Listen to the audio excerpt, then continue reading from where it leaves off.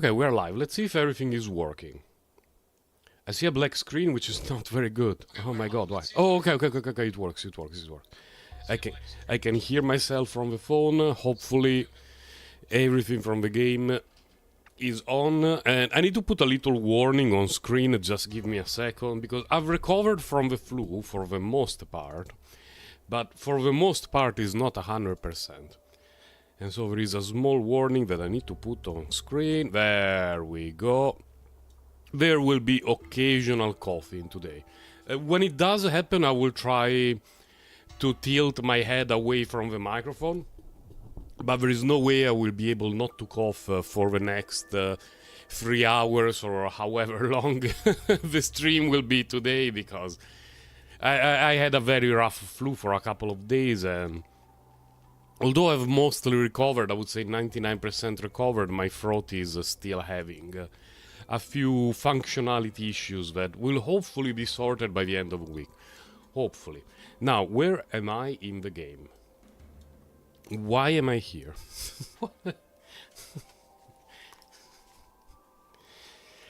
The silent area.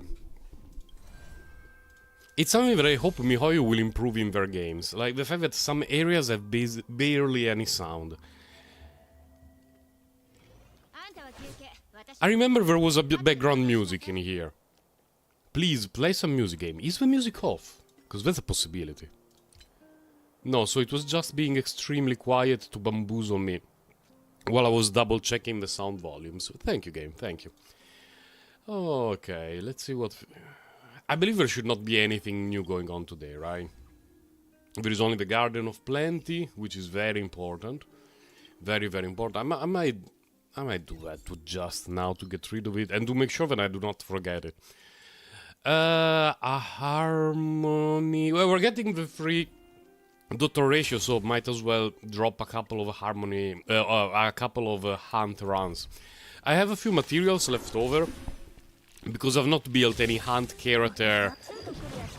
I don't even know for how long, because I already have Zeely. And so I have a bunch of leftover mats. And it shouldn't take me too much to be ready for Dr. Ratio, especially because I'm pretty sure I will give him the cone from a Herta shop. Unless miracles happens and I end up having a ton of spare jades, I'm like, okay, I like the dude, let's try to get his light cone.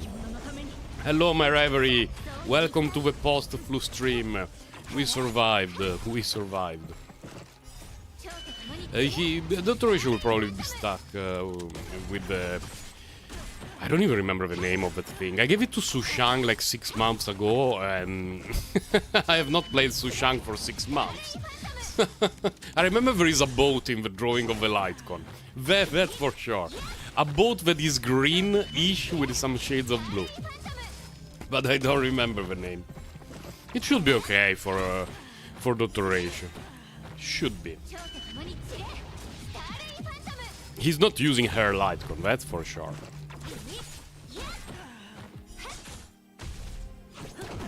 Let's see, I would be happy with free purple. Come on, show me free purple. 2 purple. How is it possible that I don't even have enough for 2 full runs? How long do I need to wait? 2 minutes? You know what, it's stream day, let's do a refresher only. Hello, Polski Stalker. How are your adventures in Honkai Star Rail?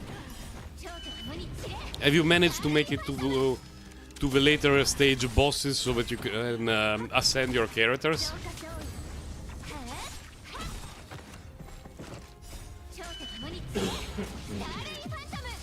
I managed to turn away. Most of the time I can feel my cough like 10 seconds before it happens, so it's easy to manage. Every now and then it will be extremely... it will be happening in a rush. Hello, Boomda! Did you see her? See who? I guess the answer is no, because I don't know who you are talking about. So, no, I did not see her. Are you talking about the character? Acheron. It's called Acheron. It's not written like that. It's like this. You wrote it like a misspelling of a French dessert.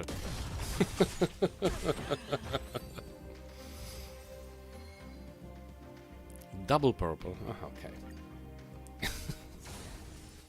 Yeah, she looks glorious. She definitely looks glorious. Let's hope her kit will live up to our expectations. Wow, we really got knocked out 2 of these. What do we have? Assignments, daily mission, synthesize, victory with the support characters. Maybe later. I believe we do not have a Memory of Chaos reset today. I believe today should just be the other thing. Yeah, this one is next week. 8 days in 20 hours. I thought it would be next Monday. Wait. Oh, does it line up with the new patch? Yes, it lines up with the new patch. Never mind then.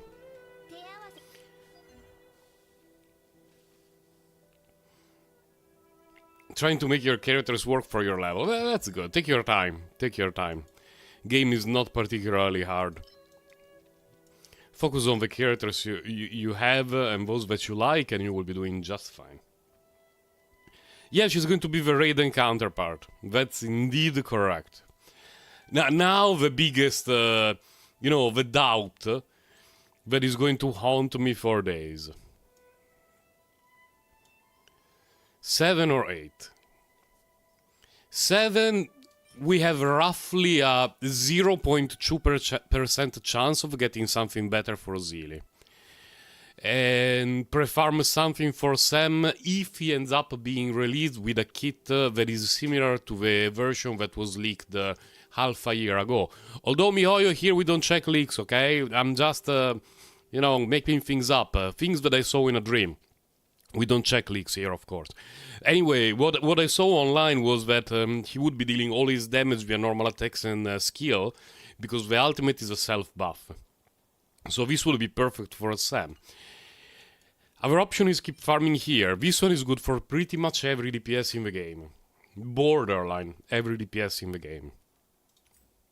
And this one is good for borderline every support in the game.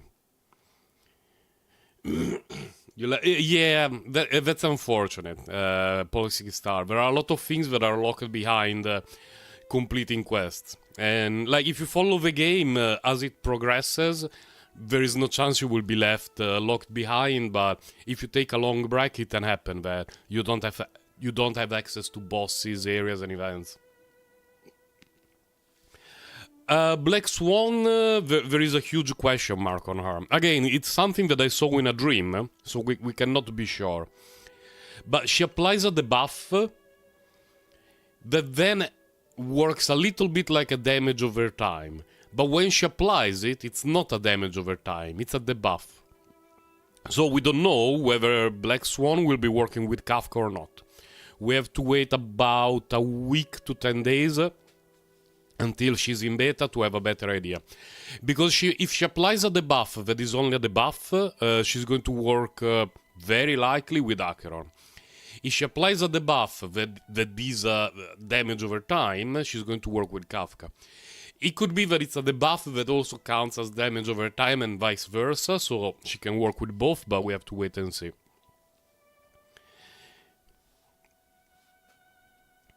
Yomi's Acheron? Wait, the Japanese voice actress for Acheron is the one for Yomiya? She sounded so different in the trailer. I would have never guessed it was the same voice actress.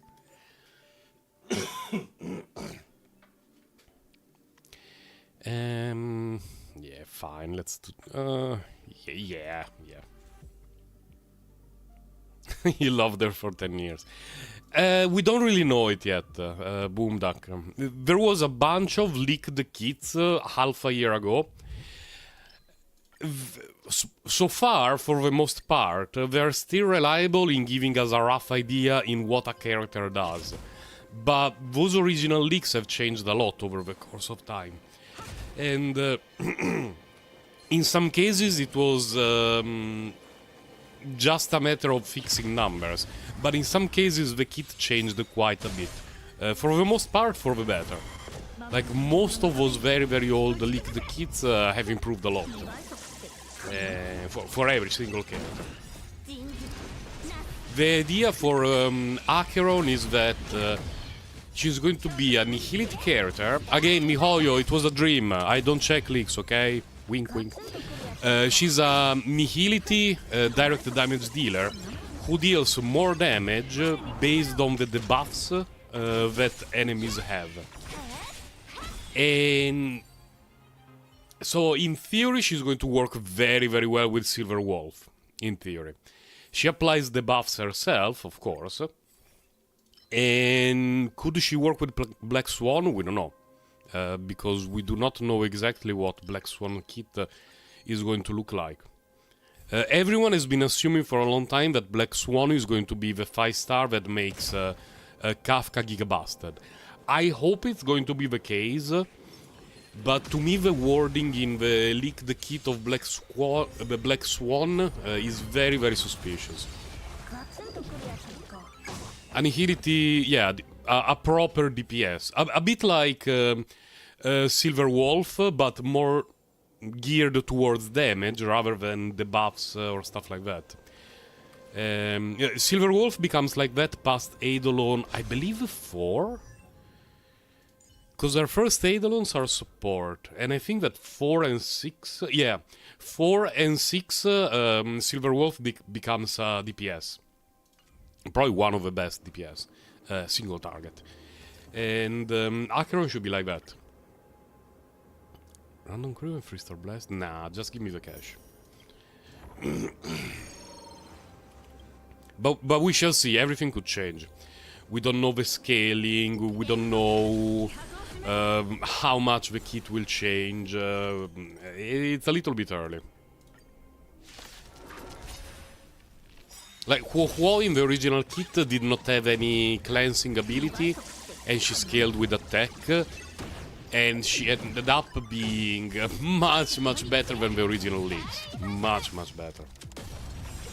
Good job, Zilly. Good job, Zilly. One more time. Good job. Yeah, when she one-shots everything, life is easier.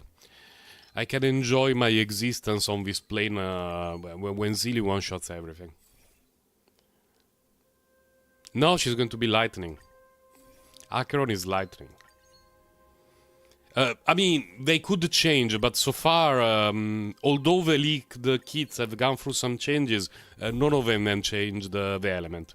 And she's going to be lightning Nihility. I think I even saw the lightning symbol in one of their promo materials, like the official materials, but I may be hallucinating. I may be completely hallucinating. Because when her material dropped, I believe it was around the time that my temperature was above 40.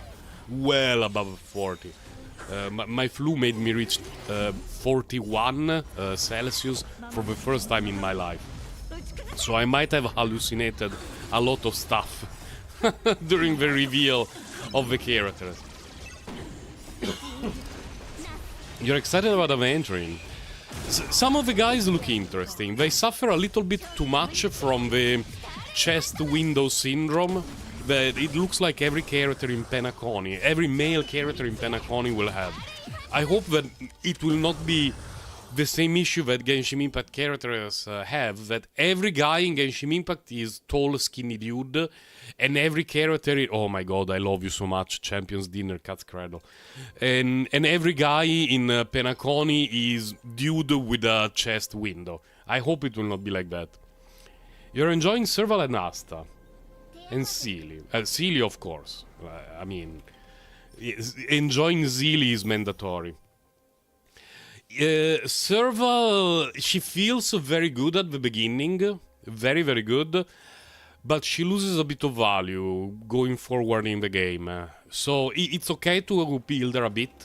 She carried me quite hard in the beginning, but do not invest a ton of resources on her. While Asta is valuable even later on. She's very easy to build. Like Asta, you only need to care about... Not here, not here, not here. The only thing you care about Asta is this and this. Like these two things. The talent, which is the buff attack for everyone, and the ultimate, which is the speed buff for everyone. The damage that she deals is irrelevant. It's absolute S. So you can keep this one at 1, this one at 1. All the nodes that improve her damage, you can completely ignore them.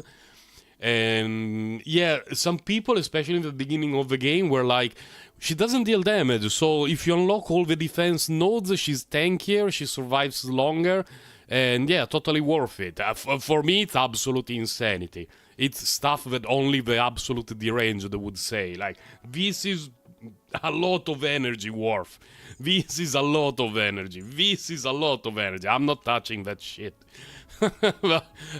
Some meta people months ago were saying that, yeah, you build Asta for tankiness so she survives a bit longer. I do not condone that, but you do you, so don't worry. In the weapon banner on Honkai, is there just a 50-50? No, oh, I cannot show it from here. In Honkai, it's 75-25. And there isn't a second 5-star Lightcon. So, for example, Silver Wolf, her Lightcon banner has her Lightcon or one from the standard banner, a random one, and the odds are 75-25. So it's a lot better than Genshin Impact. And the Lightcon are separate for run characters. So right now we have Argenti and Silver Wolf banner. There is the banner for Argenti's Lightcon and the banner for Silver Wolf's banner, both of them. If you miss, so like if you lose the 75-25, you get one from the standard banner, and the next 5-star Lightcon is guaranteed to be the one on a banner. That one is like a Genshin.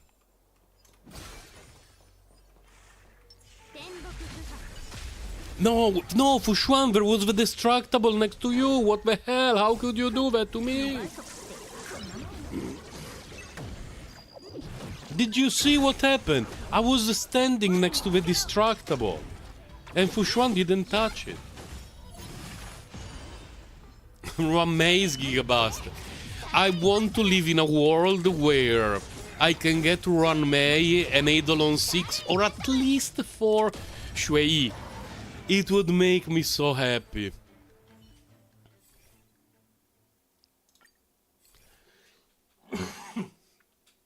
Man, I'm getting destroyed here by these things. Everything is S. No, the PT is...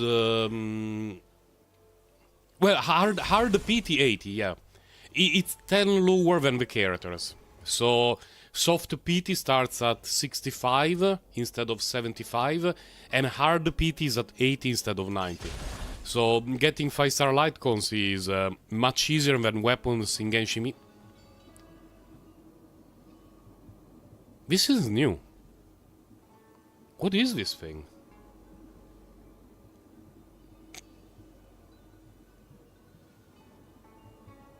This is a new icon for me. What? No, this is the one that is always bad. Oh, okay. It's good this time. What? It's the first obtain 5 random curios. 1 blessing of 3-star. I just want to keep... You just want to keep living, you don't expect anything in return at all. Fuck off.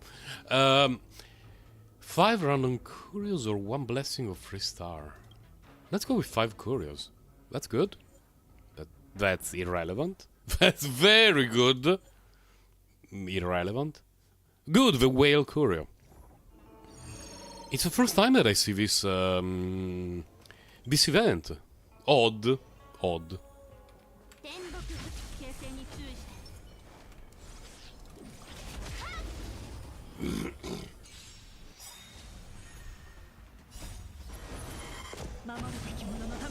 You only wanted the red horn for Noel. Yeah, I wish the weapon banner was like the Lightcon banner. Or even better if it was like the the Psy Cubes in Reverse 1999. They do not have a banner. You just grind them in the game, they're given out for free during events, and you don't need to push for them. That game. I don't know how they can make a lot of money, but I hope the devs will be doing okay. Oh, someone is at the door. I will be back in.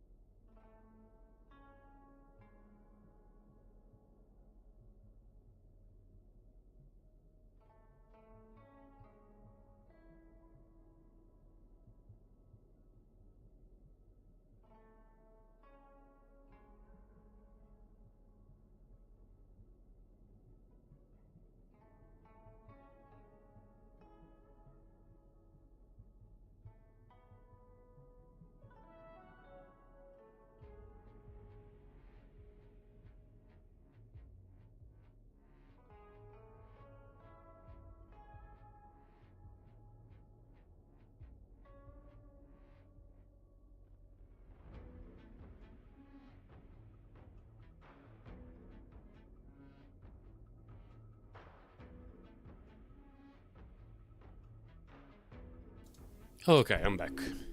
I'm back. Yeah, it was just someone who was looking for another apartment. Okay, what are we doing here? Select a choreo. I mean, they're all garbage. It's fine, give me the Nihility stuff. You need 54k jades, assuming you go to hard pity and lose 50-50 and 75-25. Man, that's a lot of jades. Try to think a little bit with more positivity.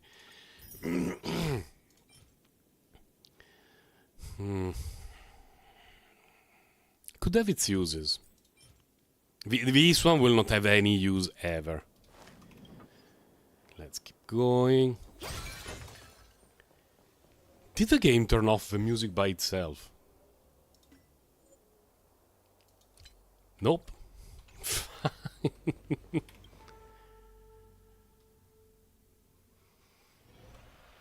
I found a channel on YouTube that has a bunch of no copyright music that fits the kind of music that I like. So mostly electronic music, synthwave, and stuff like that.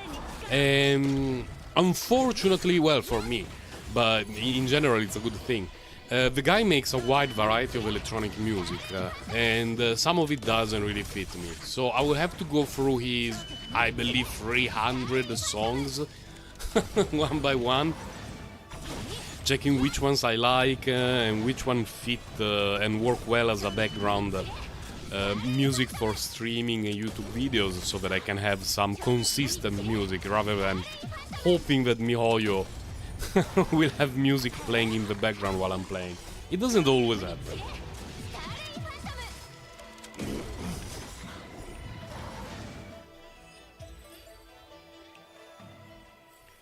Let's see what we got. Let's see.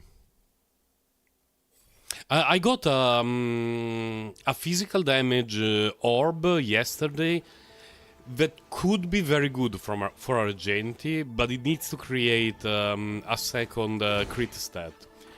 Let's see if I can show it from here. It's this set, probably one of the... Yeah, this one. If it rolled the crit rate, this one could be amazing for Argenti, because right now my Argenti is on a slightly cope piece.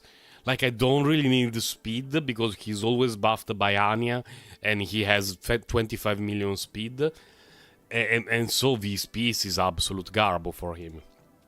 This, in a perfect world, will create crit rate, and it will roll well. But considering that I'm probably be doing at least 8 runs here in the simulated universe, 8, we wait a little bit before leveling up stuff. We only got one, that feels giga bad.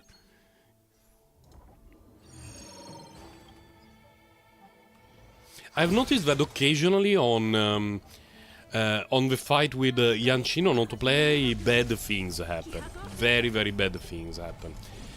Because for some reason, Bronya likes to destroy every single sword, even when she doesn't need to.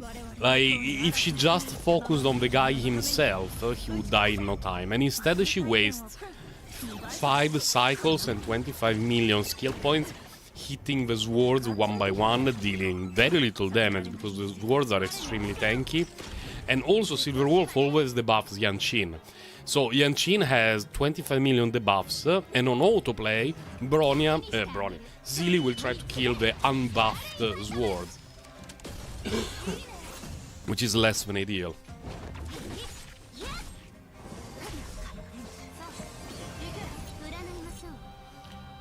Fine, let's do this.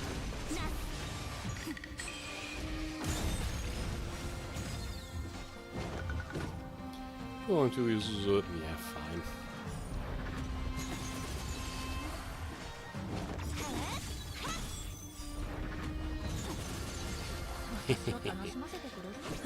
I like the Hunt Blessing. Do I have spare skill points? Not enough. We do it next rotation. Next phase, actually.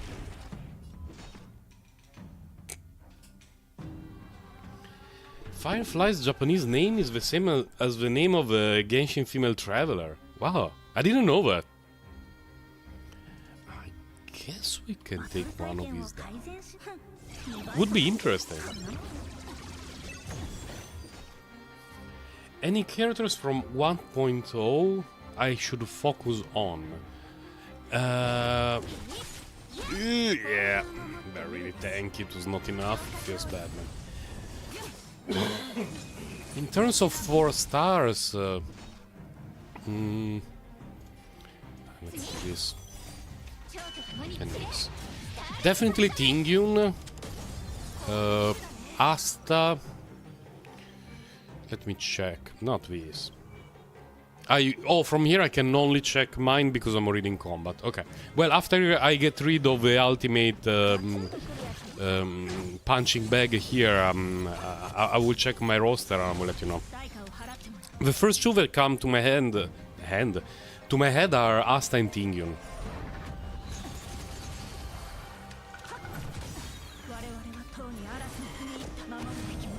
What else is there? Sushang is okay, not amazing. The problem with the Sushang is that we're getting 3 Dr. Ratio next patch. And they're both hunt characters and Dr. Ratio looks much, much better.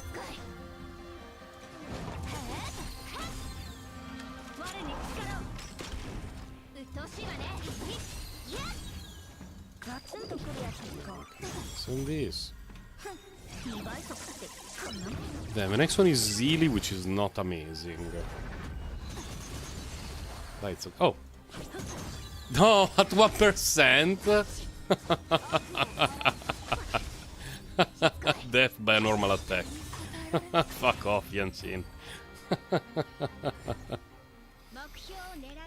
There, let's pick up some extra garbage. Terrible. Awful. No, I didn't want to use energy. I misclicked. Terrible. The worst thing in the history of mankind. We're out of here. Let me check the first characters. We get out for a moment. Dan Heng is not bad, but again, same problem. He's a hunt character. Depending on how many healers you have, Natasha could be decent, but not that important. No. Hook, she's alright. She's okay. Serval is good at the beginning, but she falls off pretty quickly. If you have a Chinchue, especially with the Sameidolons, she... death is approaching. But it's okay, because death is just the beginning. Especially if you have some Eidolons and you build her well, she can perform almost on par with some 5-star characters if you have a bit of luck during the rotations. Now, if you go on YouTube and you check Chinchue showcases, you will only see showcases where the RNG is borderline perfect and she one-shots everything. That one is not the average.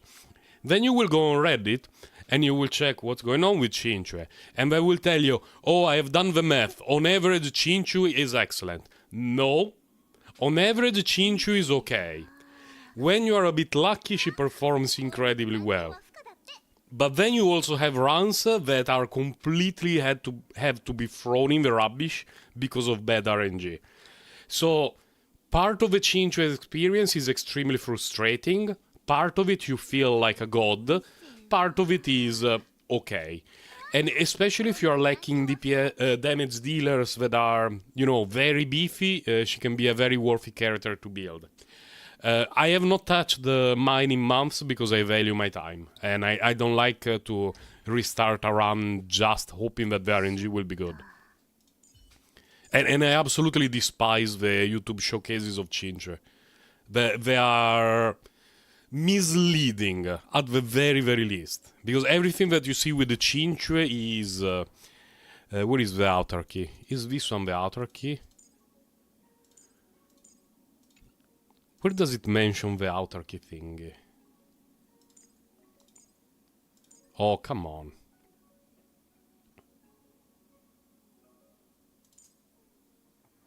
Wait, where is the thing? Where does it show the how outer key works? Not here. Not here. Not here.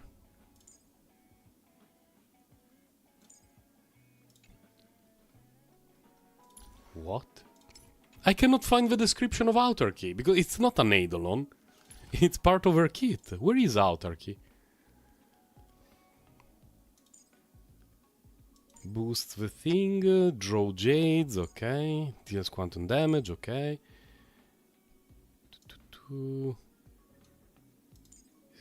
It's not this one.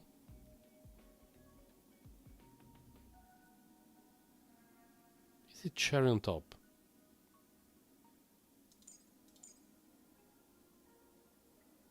No. Anyway, wherever it's listed, the point is that she has a 24% chance of throwing out an extra attack. 24 is not very good. It's less than 1/4. But if you check YouTube videos, it's just her, you know, instantly collecting the cards that help her generate insane amounts of damage and having that thing trigger every turn. And people are like, yeah, Chinchue is gigabusted. But there is a big asterisk in there. Oh, wait, I forgot to check our characters. We were talking about Chinchue. Asta definitely. Asta definitely worth building, and she's also cheap to build. Tingyun definitely, she's amazing. If pulling on Argenti's banner you got Anya, build Anya because she's phenomenal. Pela is great. Pela is really, really good. And sometimes I play Pela more than Silver Wolf. Sampo and Gwynathen, do not touch them unless you want to pull for Kafka. And if you have no interest in Kafka, don't build Gwynathen and Sampo. March the 7th, yeah. I will leave it at that. She's not terrible, but there are better defensive options. So I would say Pela. Characters that I consider a must build, Tingyun, Hania and Pela. High priority list, Asta. And Chinchue if you can deal with the RNG and you need a second damage dealer. But if you really have a good damage dealer and you can wait, you know, just until we get the free Dr. Ratio, then don't build a Chinchue. Don't fall for the Chinchue's meta meme. Or do so at your own risk. My mental sanity has improved a lot after I stopped playing Chinchue. Really, really a lot.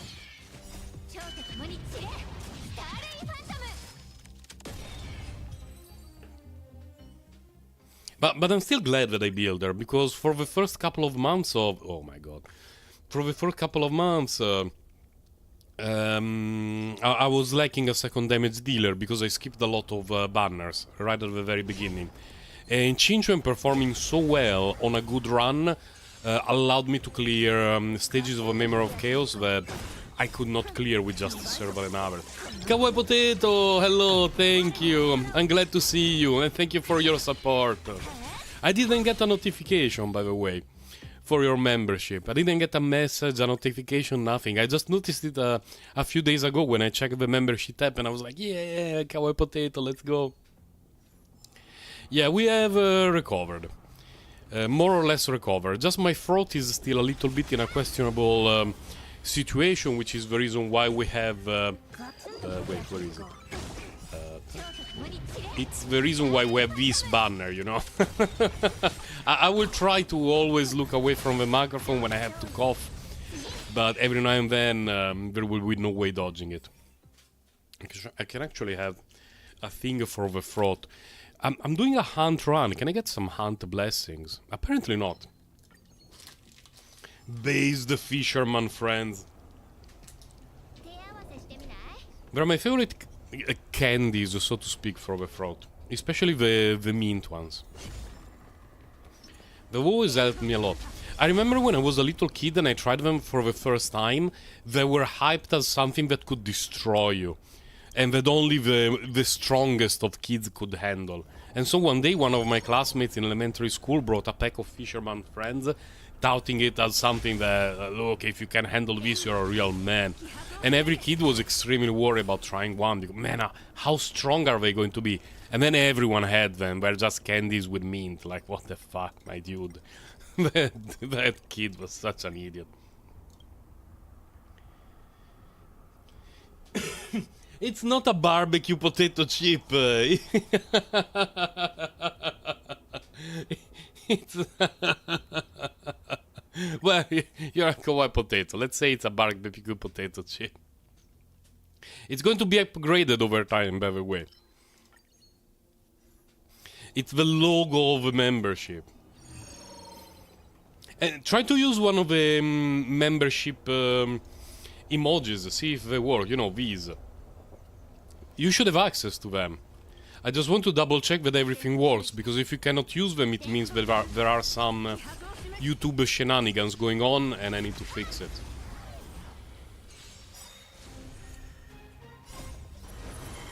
Yes, it works! I set it up well! Let's go! Thank you, Kawaii Potato.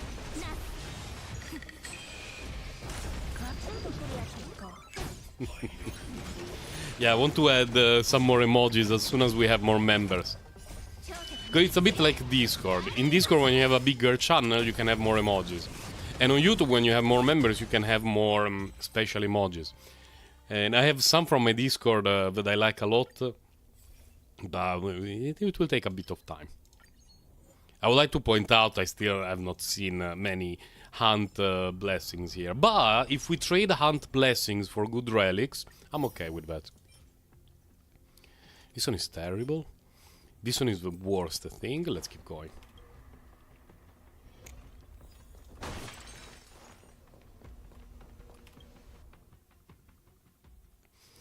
Today I will have to do some Christmas shopping. Very late Christmas shopping, because the flu completely knocked me out for a week. And I basically lost a week of my life. So I managed to do a little bit of online shopping, especially for my daughter. But I still need to go to find gifts for my wife, and a thing for my daughter, and a couple of small presents here and there. I'm planning to do it today, which will... the weather is nice. Hopefully I will have time to do some Christmas shopping before my work shift in the afternoon. But yeah, being stuck at home for a week for the flu was not particularly great. I had the better times, essentially. But I'm glad that I managed to recover before the weekend that just passed, because my daughter had let's call it a soccer tournament. She plays soccer, and there was a small tournament for kids her age. My daughter is 4. And they had 3 quick matches against kids around their age. She had fun. We did a bit of shopping in Taipei. It was cool.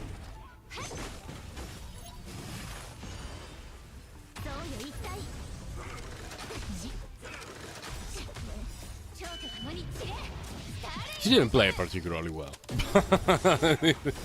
But one day in the future, a year from now, my daughter will watch all my content on YouTube and she will hear all the times that I talk shit about her. But you know, her category age is 4 and 5 years old. She's 4, so she's one of the smallest, so of course she cannot play as well as other kids who have been doing it probably more than 1 year. She only started playing soccer like a couple of months ago. So it's not necessarily a critique of my daughter. I mean, it kinda is, but it's kinda expected. What's this? Oh, okay, let's fight the dude. Maybe it's not a dude. It's a dude, okay. I wonder what she will think years from now when she will watch the stuff that I upload on YouTube. I'm sure she will be amazed by the peak level of gameplay in all of the games that I play. Maybe. I kinda wish not really kinda. Like, one of the reasons why I started my YouTube channel is that I do not have any footage of all the games that I played from when I was in my early teens until I was in my 30s, more or less. And so all my competitive experiences in the original Team Fortress, Unreal Tournament, Tribes 2, Dark Age of Camelot, all that stuff is just gone. I only have the memories.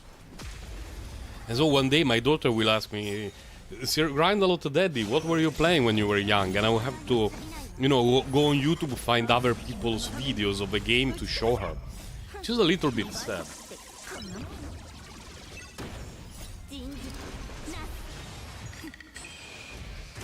There's one video of me playing Dark Age of Camelot that I think still exists. But it was not recorded by me, it was recorded by a guildmate. And my character, for the most part, was a character that I used to walk around during a fight and interrupt everyone in the enemy team. Meaning that I was never in the center of the fight and you could see me there doing amazing things. No, I had to go to all the healers of the other team and the casters on the other team and just bother them endlessly to make sure that they could not do anything. It was a very important job and I was very good at it, but it also meant that I was very far from my healers, I was very far from the main damage dealers of my team, and so I never show up in videos. I'm just a dude who is in the team at the beginning of a fight, and then at the end of a fight regroups with everyone else. It's like, Sir Grandalot, where were you during the whole fight? You lazy piece of garbage. No, I was doing my job, I was just a bit far. And that was the reason why occasionally I died, but I had a very tanky character, so for the most part I never had that issue. I like the characters that did not rely excessively on healers.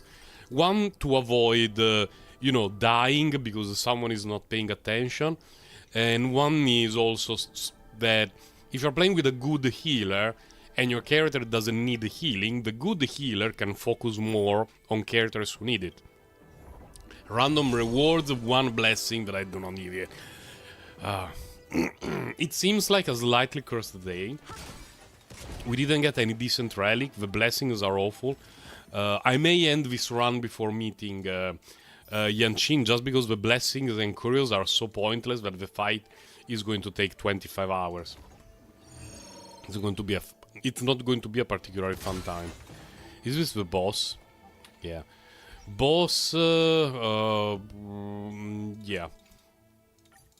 We wait for a better time. Because the Yanqing fight, honestly, is dreadful. Like, 3 phases, he becomes immune to some stuff, and then you need to worry about the swords, and yeah, it's not a fight that I enjoy very much. I far prefer the Fear the Deer Guy index. Oh yeah, it was a new occurrence indeed. Give me! I'm still missing 9. And considering how much I played the Swarm, and how much I played you know, weekly, the simulated universe, it's crazy for me to think that I'm still missing a few blessings and a bunch of occurrences, but it is what it is, I guess. Potato Heart. Yeah, our local resident Kawaii Potato is Giga-based. I appreciate your support a lot.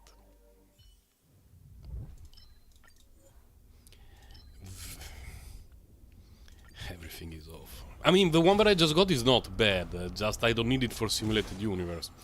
It's good for the swarm, just to avoid getting one shot, but... I have Fushuan now, so it's not even that big of a deal. How do people play without Fushuan? Good people without Fushuan tell me how do you play the game? Like, I remember there was a time before having Fushuan, my brain has tried to erase that memory from me. Like, a time where I had to press healing, a time where I had to use the shield, like, the time is gone. I guess it's still there on the side of Memory of Chaos before, where I use Huo, but the side of Memory of Chaos where I use Huo is currently the one that has Argenti, which means everything gets one shot. You don't know, yes. Fine, let's have more hit rate effect.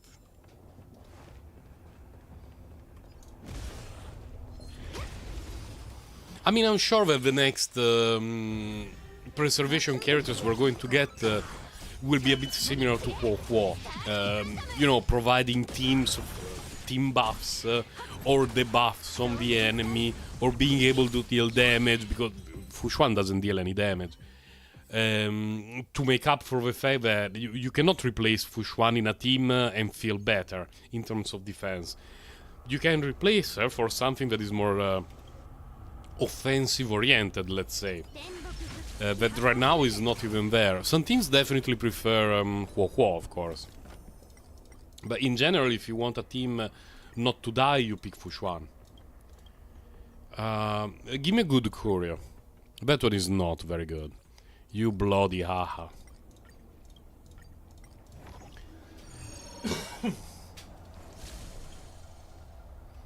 Not the best start of a run, to be quite honestly, frankly with you.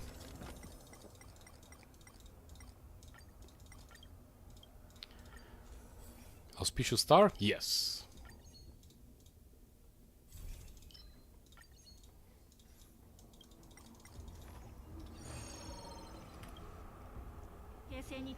Now, my pulling plans for the near future are as follows. Because I was completely shocked by the fact that Shui is going to be on Run Maze banner. Like, it was insane for me. Because for weeks / months everyone was saying, yeah, Shui is going to be on Dr. Ratio's banner. And I was like, why? I want Shui because she ignores game mechanics, which is the thing that I care about the most. And why would she be on a banner with a character like Dr. Ratio that has absolutely no synergy with her whatsoever? And I was very bothered by it, especially because she has more synergy with Run Mei. And I even did a bit of pre-farming for her, in the hopes of, and the hopes turned out to be correct. She's going to be on Run Mei's banner. So what I want to do is pull on Run Mei's banner, hoping that I can get a bunch of Shui. Like, I hope it will just be Shui, nothing else.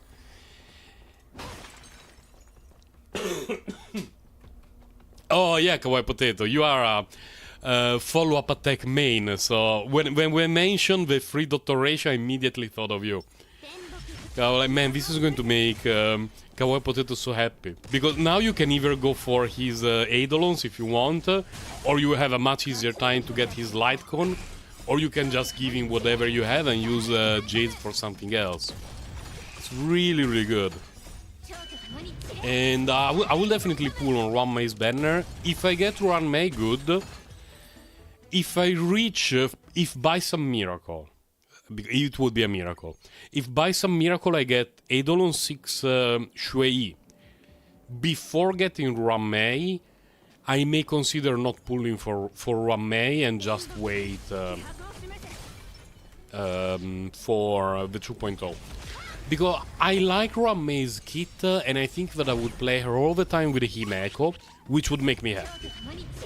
Like Himeko, the second one can be Dr. Ratio, or, you know, anyone who deals a bit of damage. Ruanmei buffing everyone, and then a sustain. I think that the team would be very good and would make me very happy. But it's not a must-have for me. And the good thing is that we will have a better idea about the kits of the 2.0 characters around the time that Ruanmei's banner lands. So, if on day one I do not get Ruanmei, but I have Shui, I can just put everything on hold, wait a few days, and then decide after that. Because what I will be doing with Ruanmei is just play her in a bunch of random teams, see how well she performs, and have fun with the Himeko. And then, of course, I will check every single YouTube video that says that she's broken, busted, and insane, but only in this team. I will definitely check all of those videos on day one of her banner, definitely. And then I will wait a little bit. Decide what to do.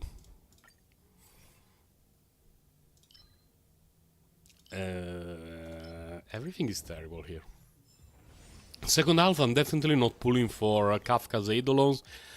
I don't think I will be pulling for Dr. Ratio's Lightcon, personally. I will have to see how much I enjoy playing him, and how much I value him, for the fact that his kit feels a lot like a sub-DPS in Genshin Impact, which is something that I like a lot. And I will have to see in how many teams I play him and how much I like him. If I decide that I want to build him well, maybe I will use some Jade trying to get his Lightcon or something, I don't know. I will have to see. But the 2.0 looks pretty stacked. Hanabi, Black Swan, maybe... No, it should be those two only. Black Swan, Acheron... No, Black Swan and Hanabi in 2.0, but it could be Acheron right after that, in the 2.1. So our Jades are going to be in huge danger at the beginning of the 2.0. I find it interesting that in Genshin Impact, the patch before a huge update has a bait banner. Like, before Inazuma, we got Kazuha. And yeah, there were content creators saying, oh, easy skip, he's like a Sucrose, but people who actually play the game realized that he was busted, and Kazuha drained the Primogems of a lot of people right before Inazuma. And then, right before Sumeru, there was Yelan. And a lot of people, again, no, don't worry, you can use the Shinchu. But then people who play the game tried her and were like, oh my god, this is insane. And their Primogems were drained. Well, here in Honkai Star Rail, it's the opposite. We get a support character that is very good, but we already have a lot of good support characters in Ruanmei. And then we get a 5-star DPS that we get for free. So it's almost like Honkai Star Rail wants us to save some resources, which is something that I can appreciate, just it's very surprising. Maybe they know that the pain... oh my god. The pain of the 2.0, 2.1 is going to be unbearable for a lot of people's Jades, so they want to at least give us hopes at getting one or two new characters that we like. For me personally, the best case scenario on Ruanmei's banner would be first pull Himeko, because eventually I want to get Eidolon 6 Himeko. I like her playstyle. First pull Himeko Eidolon. Kuryu lost. Okay. And then 75 pulls, get Eidolon 6 Shuei. Stop there. Wait for a limited 5-star that I really like, saving the guaranteed.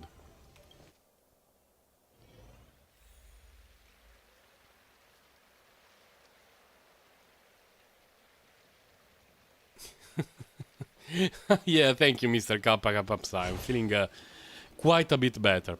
As the banner at the top of the screen shows, I have not recovered 100% yet, but we're 99% there. I just have a little bit of sore throat every now and then, but nothing that I cannot handle. Oh wait, this one is very good, but this one is fine. Let's go with the hunt first. Yeah, the 3 5-star. It's hard to believe the developers of the two games are the same. It's different teams, sure, but it comes from the same company, and it's hard to believe it. Players are treated in such different ways. Oh, we're already at this guy. Okay.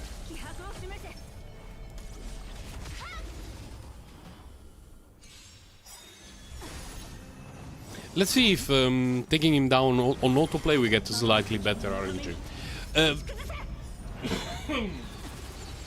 There have been a few occasions during which on autoplay I wiped here against Yanshin. And it happens if Fushuan gets stunned, which means that she receives a debuff twice, and the second one is the one that stuns her, or disable her, whatever you want to call it. And then Yanshin casts the Giga Nuke on someone else, who dies and cannot come back.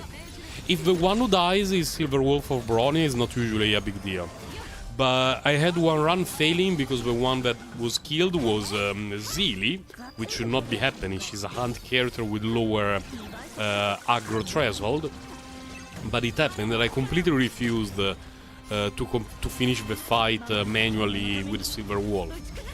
I could take 25 hours. Sure, it would make for a fun Reddit clip, but that's not life. Like, no, I refuse to do that.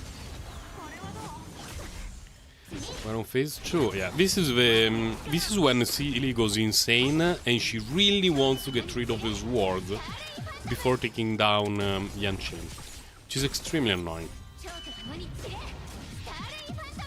A glider you have to pay for. Yeah, the glider that was not even free, for me, was extremely irritating. And some people were like, yeah, but the bundle, if you see how much you pay for it, is actually pretty good. I don't know, like, it should have been free. Like, I'm okay with the character skins to be paid. At least the 5-star version. But a glider being... something that we have to pay for feels very odd. I have 0 paid gliders, but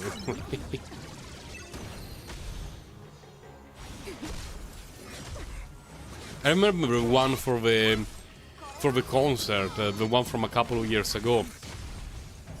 Oh yeah, this is the kind of horrible thing that can happen, you see. She's currently stunned, and so I got quite a lot of damage. Like, it was leaked that it would have been a paid glider, and the negative feedback was so huge that MiHoYo made it free and part of a reward for the anniversary.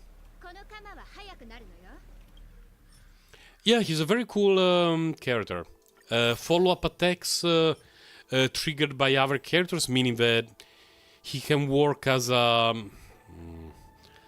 He can work as a, let's say, sub-DPS of sorts for pretty much everyone. Yeah. A lot of people are saying that he's going to be amazing with Topaz, but I do not have Topaz, so I'm not sure how to feel about that.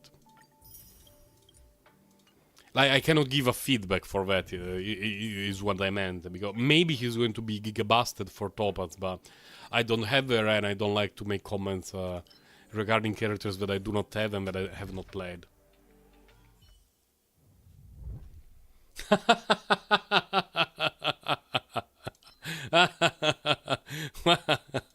Why do you play Genshin Impact? Oh, to collect the gliders. Yes, of course. Thank you, Based MiHoYo, for fulfilling our gliders collection dream. Ever since I was a kid and I saw kites flying up in the sky, I had dreams of an open world game that looked like an anime, filled with waifus and husbandos. Finally a game where I could collect gliders, using my hard-earned money to pay for them. And MiHoYo has fulfilled our dreams. Sometimes I feel very disconnected from the player base. for Genshin Impact. Extremely disconnected.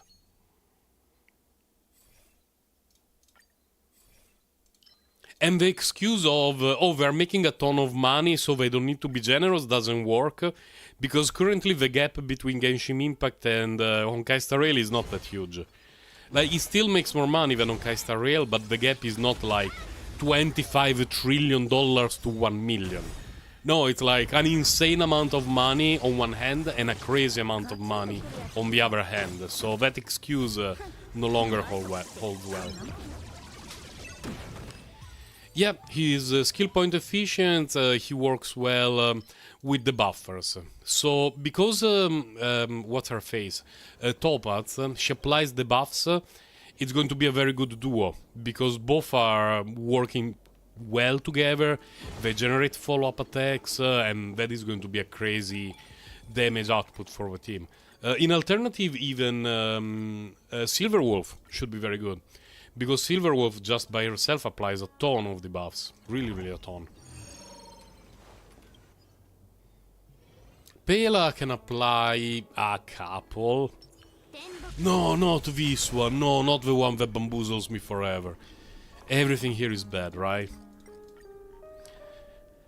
Everything is bad. What couriers do I have? They're S. Okay, we can lose a courier. I mean, they're both bad, really, so it doesn't matter.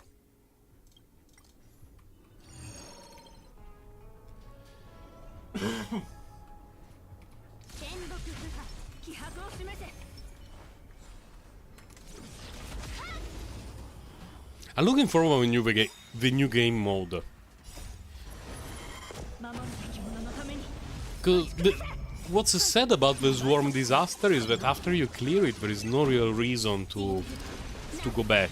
Like, in terms of gameplay, it's not like it offers so much more compared to the simulated universe in terms of variety.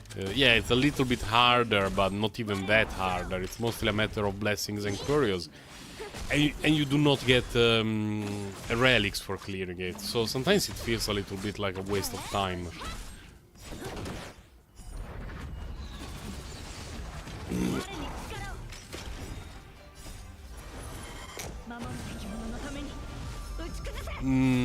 Acheron, Black Swan and Kafka all together? No. No, it's not going to happen. You need some other things. Two of them in some way, maybe yes. It could be Acheron, Black Swan, or it could be Kafka, Black Swan. But all of them working together in the same team, I find it very unlikely.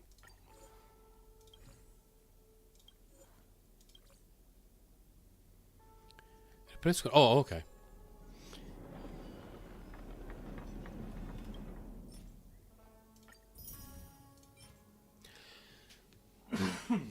This one... Oh, the sample. Well, not really sample, but it can be useful. This one is terrible.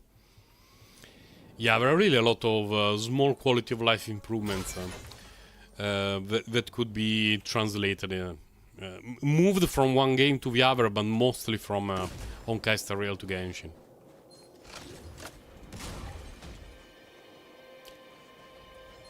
Come on. I don't want to fight you twice, please. Come a bit closer to each other. I think I have to fight them twice.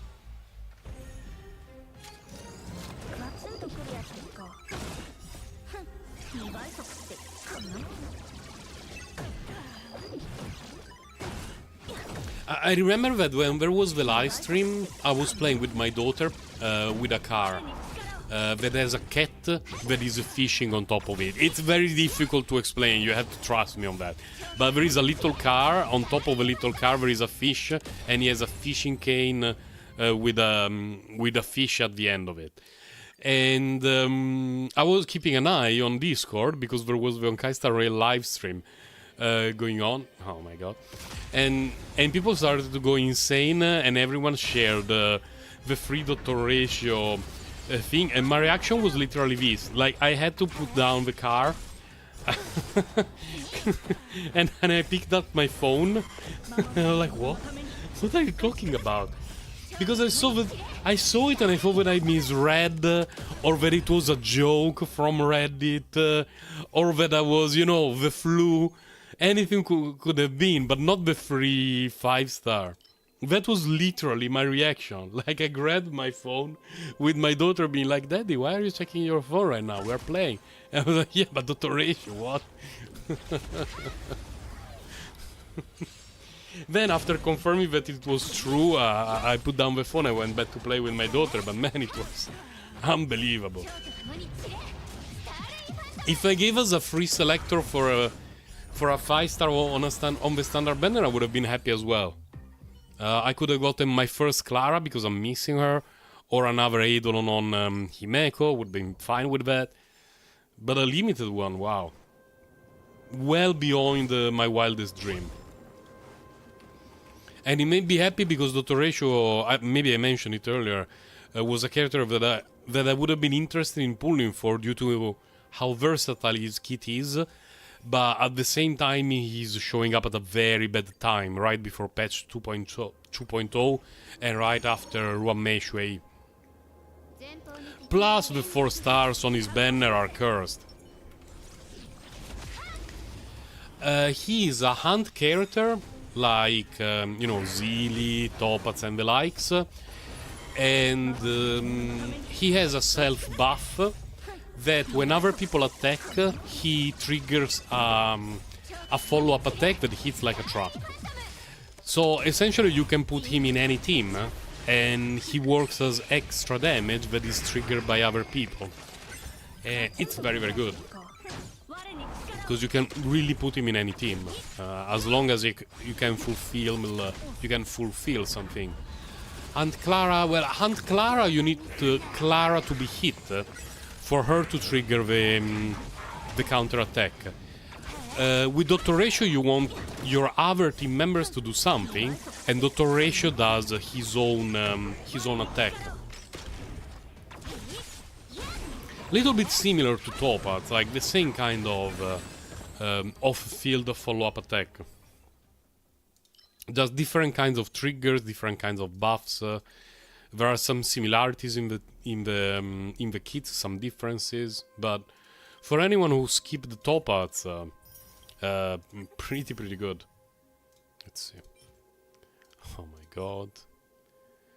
Okay, this is another one worthy of being leveled up. We need crit damage. No, it has nothing to do with Clara. Nothing to do with Clara. Clara works when she's attacked. Dr. Ratio works where other people attack. It's the opposite. It's literally the opposite of Clara on a different path. They couldn't be more different. It's like saying that Fushuan is like Seely. Just defensive and doesn't deal damage. It's like, no. So it's Clara. Yes, exactly. Enhanced to... I don't know if we have Auspicious Star. We do not have Auspicious Star. Feels bad. Free enough your Cloud Retainer for the pure disrespect. Apparently the only thing that is happening is Google Classroom getting a bunch of bad reviews on Google Play. On the Play Store. I've already seen so many.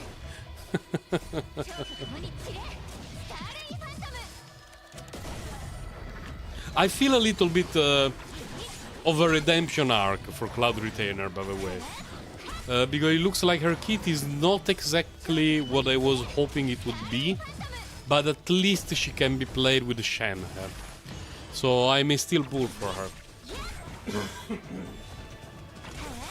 Oh, no particular reason, Polski Stalker. It's just that when there were the anniversary awards a couple of years ago, people were so upset for the fact that they were garbage and that people started to give bad reviews on semi-random apps on the Play Store, mentioning the fact that Google rewards were trash.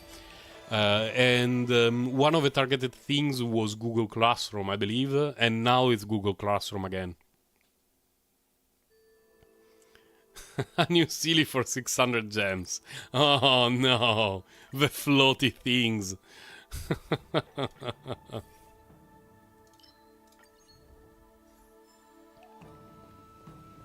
I mean, they're cute, but I would rather get a Dr. Ratio, to be honest.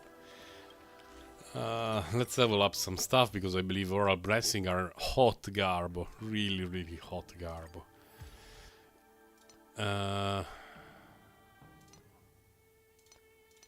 Don't have anything useful, fine.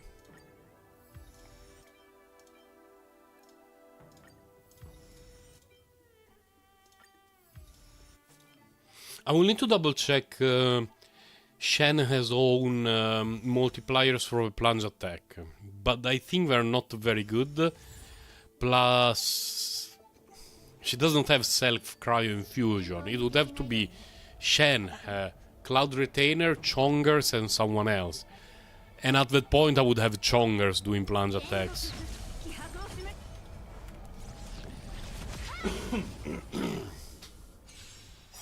I hope Aperon. She's definitely going to be good. She's the well, Mei A Raiden of Honkai Star Rail. She's definitely going to be good. I hope she's going to be good with her Lightcon at Eidolon 0, maybe Eidolon 1, and that will not start the trend of this character is busted past Eidolon 2. This character is insane at Eidolon 4.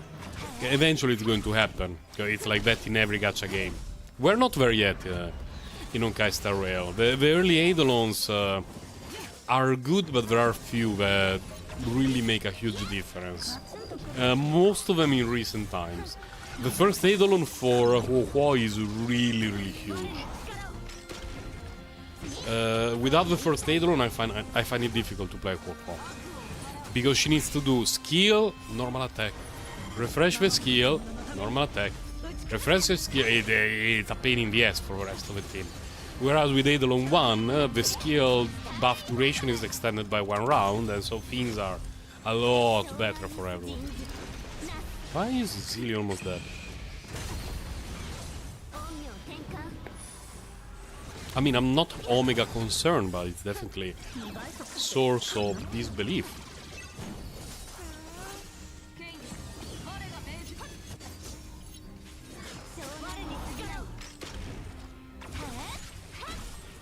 Oh my god, no, I don't want to waste time with the Zilly using skill points on these words. Let's do it manually. Okay.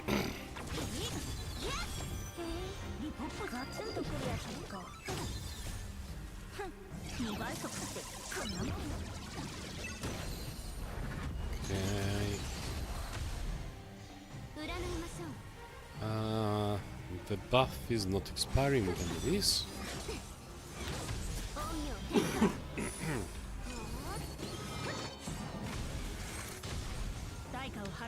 No, small silver wolf. You'll have her at easier and signature life. It should be good enough. Plenty good enough.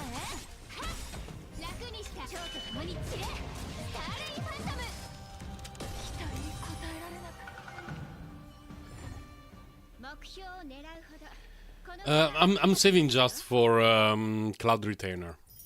I want to hashtag believe in her.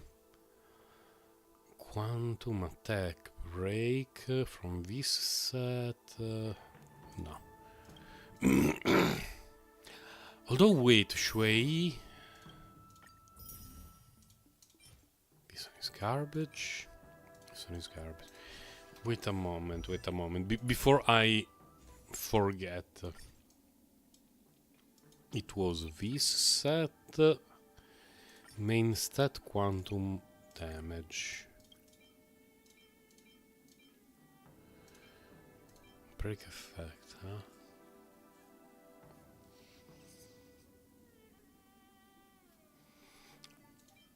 I think I want to lock it and level up at least to 3. Then I will decide what to do. If it rolls a crit, maybe I keep it for Shui. Maybe.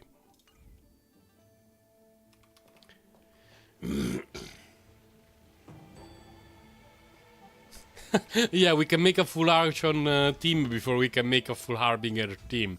It feels a bit bad, man, considering how long we had one Harbinger in the game. Yes, Kawaii Potato. As a fellow bird mommy enjoyer, I was very happy to see it. Very, very happy. My dream is we will get a Cryo Claymore user, Varka, hopefully, with a self-cryo infusion, and the team is going to be Varka, Shenhe, Cloud Retainer, random 4th character. That would make me so happy. So happy. Hello, Silly looks happy.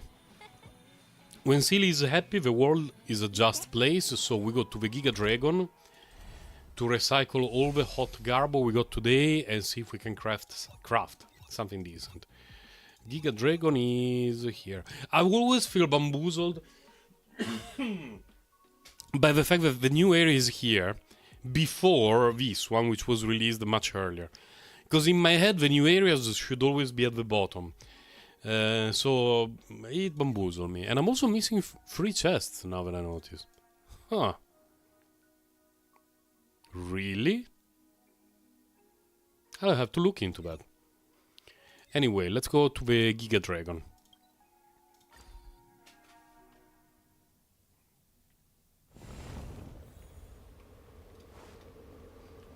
If there was no way to have Cloud Retainer and Shenhe in a team, I would have skipped there and I would have taken a break from Genshin, because she was literally the only character I was really looking forward to in all of Fontaine. So if she ended up being like, yeah, I'm a 5-star support for Xiao, I would have felt so blue-balled, I would have never recovered. But her being able to enable anyone as a plunge attacker, plus the fact that, you know, we have Chongers and we can have a family team, family reunion team, gives me hope. I can craft 4, maybe 5. So we start by leveling up those that are already there with a little bit of potential. Mostly orbs from the DPS set.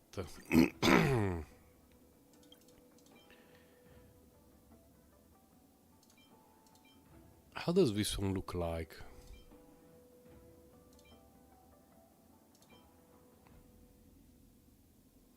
It has 4 rolls left. This one I'm willing to level it up a little bit, because it's true it does not have speed, but 4 rolls, if they all go in attack percentage, could actually be pretty decent for Kafka. If they don't, it becomes fodder. First roll goes in effect hit rate. I do not need that much effect hit rate on her. So, we do this.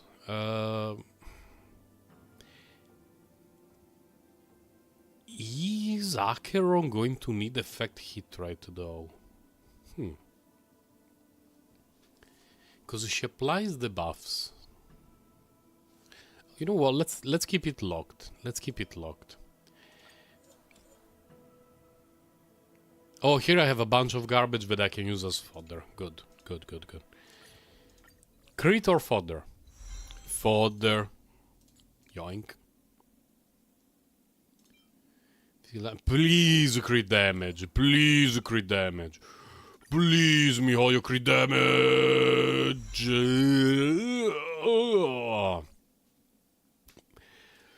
Let's move on with the next one. This one I locked it because I'm insane. This is actually garbage and I need to recycle it. But we'll worry about it later. Fire damage. Okay, let's see if we get crit rate for a Himeko. Please. Nope. Then it's absolute garbage. Not yet. Let's see what happens with this one. Nope. This one. Please, Giga Dragon, please give me crit rate. Come on. One artifact that rolls well. Just one! Oh my god.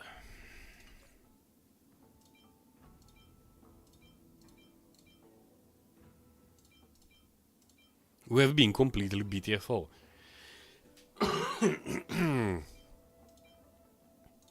Could you at least roll a bit, like, decently? What do we get? Okay, I don't want you on my account because you're cursed.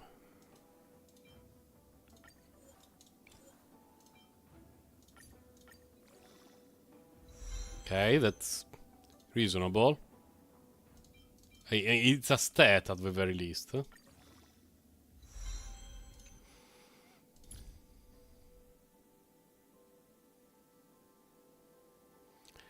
You're lucky. You're lucky that I do not have many options. So you can stay there. Your Kai is making you mad. Let's see. Oh no, it's attack, not energy recharge.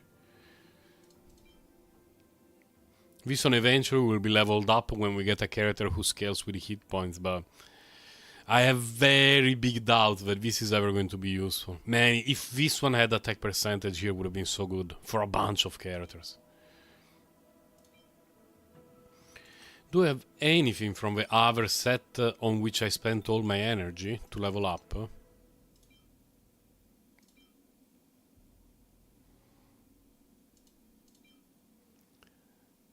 Attack percentage with speed. What do I have on her? Attack percentage with 4 speed. Imaginary fire with speed. Physical damage with the speed on on art on Asta. I mean, extremely low priority, but this is borderline use on. You are going to be fine. This is terrible.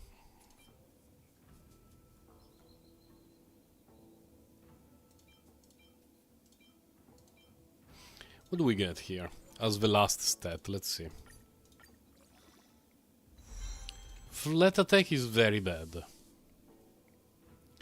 It's very, very bad. Can we get one roll in speed just to... No. No. How about here? Do I have any energy recharge piece? This one I'm keeping it because we are having some break effect shenanigans in the coming patches.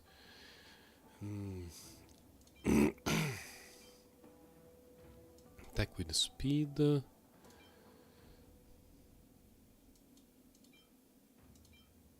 Recharge with attack percentage. Recharge with attack percentage. Could we? You need something. Yeah, I think it's very hard. It's very late for you, Boomduck. Can we get speed? We did not get speed. But it's still way too early to recycle pieces with energy recharge from this set. I do not have a lot of options, and most of them are pretty bad. This one is actually better. Let's go to 15. Maybe we get another attack percentage roll. Flat hit points. Fuck.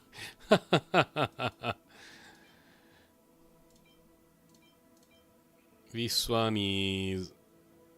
Why don't I have it for Fish One? Oh, because I need the speed, right. I need the speed. Yeah, I did some shenanigans on Fish One builds recently. Because I found her energy recharge to be fine. Like, I don't need to cast her burst often. And so I changed the orb to something with just a bunch of defense percentage. It happened to come with some speed, which meant that I was able to drop some speed from other relics and use some absolutely god tier relics that would have been difficult for me to slot before. And so now she has very reasonable amount of speed with a crazy amount of hit points and defense. And the problem is always the same, which is she must go in a certain order in the team. What happens right now with the Fushuan being slower than Bronya is that I often waste a skill point on cycle 0. unless I let stuff survive. And what I mean by that is, let's see if I can show it in Memory of Chaos. This is not the place from which we access Memory of Chaos. This is where we go from now. And I think we have a pull from a standard banner. Wait, since we're here. Like, as a reward, yes. Himeko Constellation, easy. It's not a constellation, it's an Eidolon. It's a piece of garbage. Not really a piece of garbage. That's okay. She's one of the few for which I do not have Eidolon 6. I just said earlier that she's okay, but not amazing, and I've been rewarded for Eidolon 5. Okay, good. I'm hopefully getting her Eidolon 6 next patch. Nice. Her Eidolon 6, I was really hoping to have it available at the beginning of the game, because she becomes a shielder and, you know, a little bit of a healer, which in the early stages of the game would be amazing, but I never managed to get her Eidolon 6. And so it will be a bit late for me for that. Where is Silver Wolf? Silver Wolf, Bronya, her, second stage, doesn't matter. I'll go to 1, 2, and I'll go to meet our friends. Disable autoplay. Okay, we don't have autoplay. Like, this order is a little bit unfortunate for Fushuan at the very beginning, because we kinda waste a skill point. So, I will not use a skill point on her right now, but whatever. Go Fushuan, the moment she acts, she generates a skill point. So, if you are facing trash enemies, and Zilly can one-shot all of them, I waste her skill point. But the benefit from it is that if Fushuan does not get the second action, we save a skill point later on, because she doesn't need to refresh the buff. So, to show what I'm talking about, if we one-shot the universe right now... We're not going to one-shot the universe, but you will see what I'm talking about. This one does something, it doesn't matter. Yeah, I'm deeply concerned, thank you. So her action is, I generate a skill point. Nice. So now we have again Sealy, Silver Wolf, Bronya. If this cycle ends before Fushuan starts, the buff stays there. I don't need to refresh it, it saves a skill point. And it's like, oh geez, I wonder if Sealy will one-shot everything or not. Yeah, that's going to be difficult to tell. I don't even need to use a skill point there, by the way. Fine. Oh, really?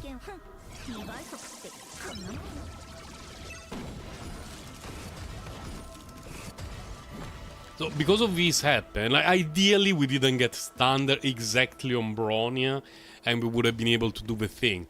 But because that happened, we skipped Fushuan's second turn.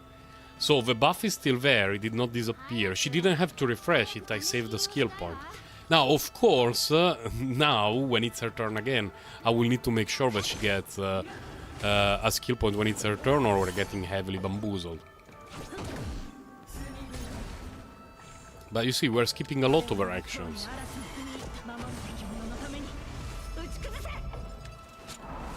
Like, it's still not Fushuan's turn yet, so... Like, yoink.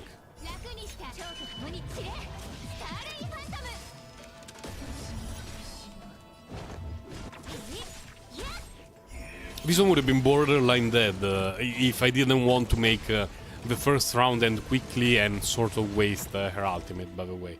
And now we need to refresh it. But so...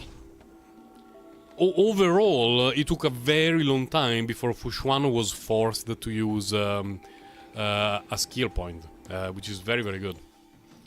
And I like when Fushuan is very fast, and the first action that she does is I generate a skill point, rest of the team goes.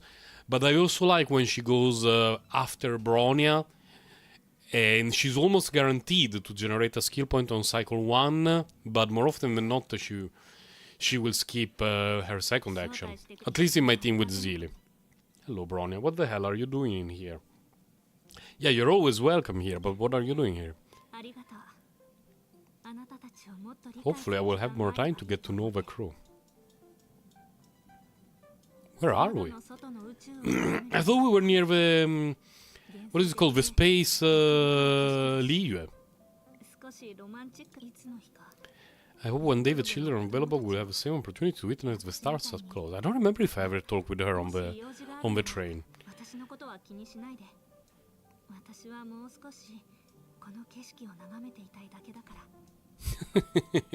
Little Pela. Yeah, it's the first time that I talk with Bronny on the express. Small Pela. Who is Artem? This isn't Satellite. We have a chance to see with the express. Well, I don't know what it is. I cannot promise anything, Little Pela. Thank you for inviting me to board the express. I'll take a look around on my own. You don't have to accompany. You want me to show around? I'd like to get my own. Bye. Bye, Pela. Man, this is the first time that I talk with Pela as well? Really? She has been with me since day one. What the hell? I was not expecting it.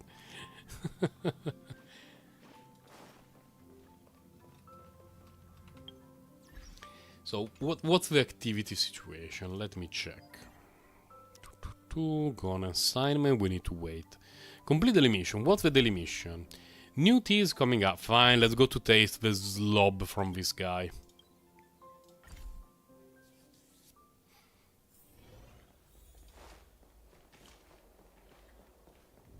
Which build do I have on Silly right now? Okay. The kinda correct one. I say kinda correct because it depends on which team she's in. If she's in with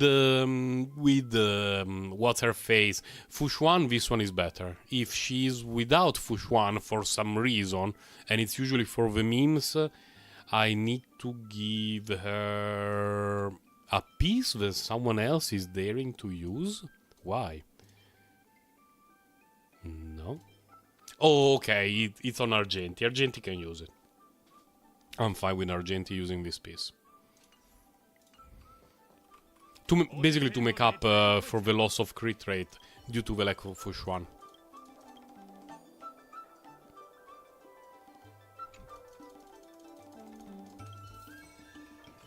Drink it up. I find it a little bit annoying when these quests repeat over and over. Like, the one that bothers me the most is the one where we need to go to the beach to find stuff, and it keeps going for days, over and over and over again. There should be a little bit more variety. It's still better than doing the balloon escort mission, talking with Dela Mask, and all the sort of stuff. Like, I'm enjoying this way more, but still. Thank you. And we synthesize one material. Let's synthesize... Oh! Yeah, let's synthesize this, and then I probably need to level up one of the talents for Argenti. I think I'm missing one. How much energy do I have? You know what? Last refresh of the day, just because it's the first stream since the flu, and we do a couple of caverns of corrosion run. After this we use the synthesizer, and I will need to think about the synthesizer. Because part of me always wants to get quantum pieces, especially gloves and the hat, to see if I can snipe some sweet stuff for Zili. On the other hand, I would benefit more from other things in general for my account. But, you know, I'm drinking some hot tea from a cup that has the drawing of Sealy's splash art on it. So, this is to say that I'm a little bit biased in my farming decisions in Honkai Star Rail as I pour my cup of tea. Oh my god, it's the last cup of tea. I'm really glad I got this cup. Nice.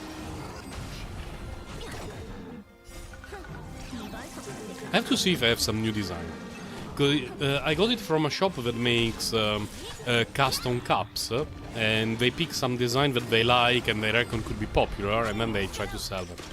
And they had this one with the splash art of Zeely in black and white, which I liked it a lot, so I got it. And they also had a few others for Genshin Impact and Honkai Star Rail, but I want to check if I've refreshed their stock. This one, it has hit 1% from this set, might as well save it. There is one relic that I want from this set, which is this one. Before I click on it, hit point percentage main stat with the speed defense percentage substats, and I want a lot of defense percentage. This is the worst thing in the history of mankind. Like, sometime in the past people discovered syphilis and gonorrhea. It was still not as bad as this piece. One more time.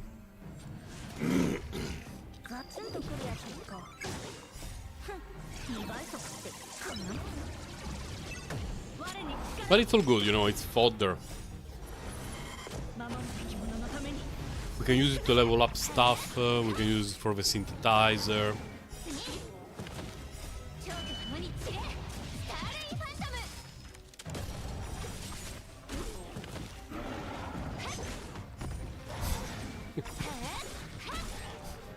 When I see Sealy dealing 30k damage plus with a normal attack, and then I play Kafka and she does 40k with all the setup, it always makes me cry a little. But yeah, sure, I would see bigger numbers if I had built Luca, but whatever.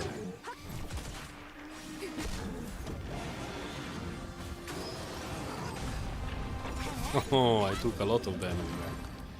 Based gorilla. Healing, but everything is awful. This one is terrible. Ah, we got just fodder. Endless fodder of doom. No. Select all. How many can we craft? 5. Okay, before we do that, let's go to Argenti for a minute.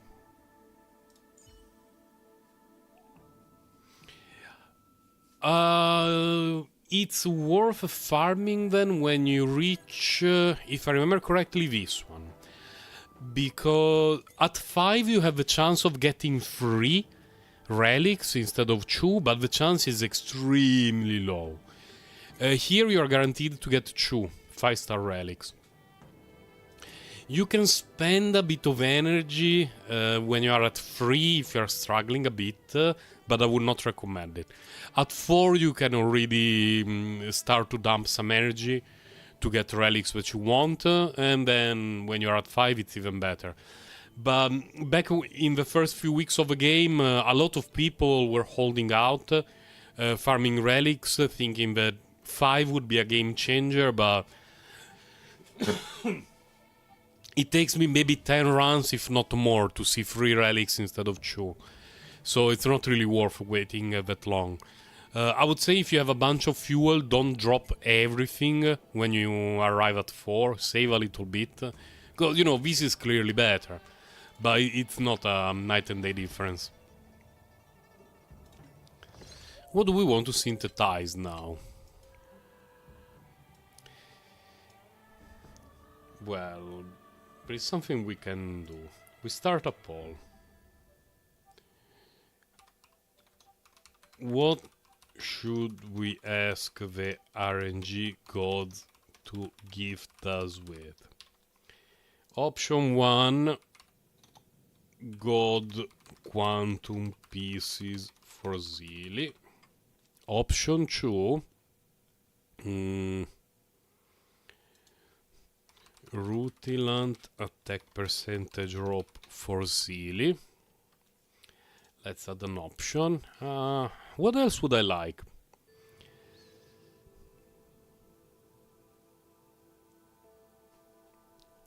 The new set, I don't remember what it's called. Glamot. Glamot orbs. Add an option. Don't need anything there, nothing there. Nothing there. Nothing here, nothing here. Yeah, that's pretty much it, I believe.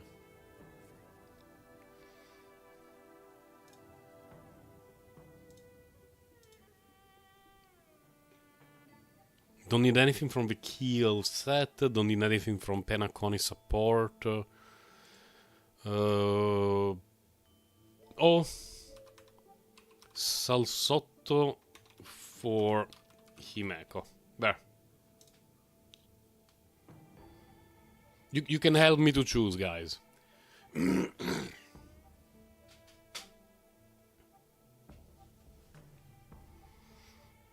Because sometimes it's a bit difficult to decide.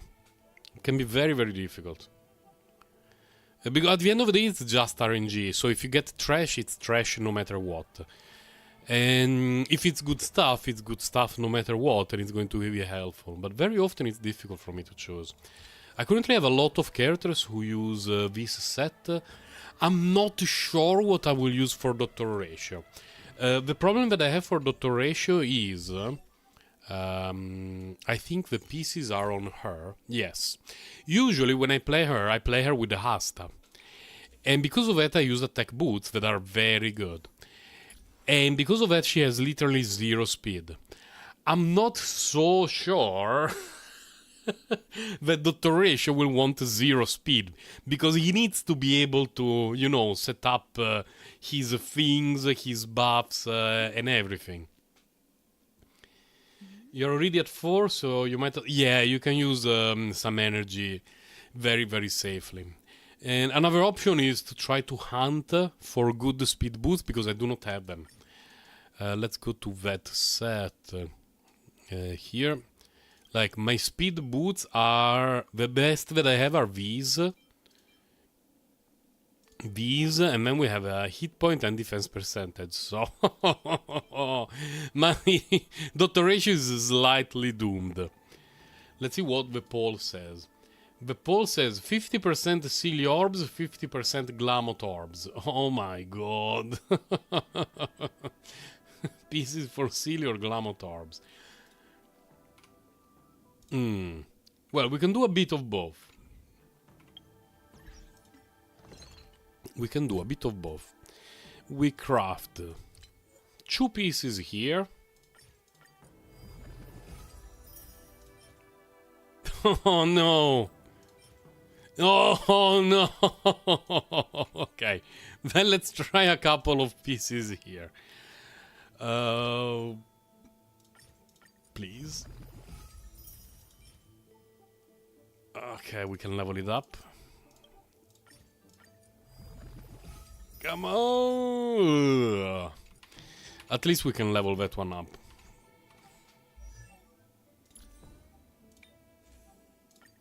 No, not this one, not this one. Where is it? This one is Garbo, okay. Please.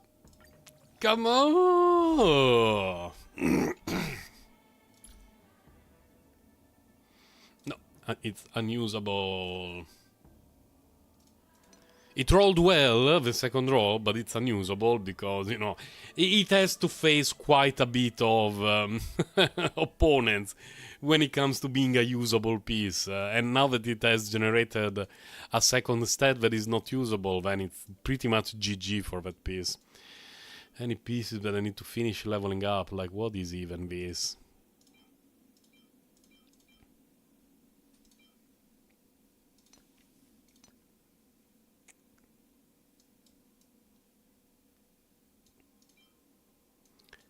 Attack with a lot of crit.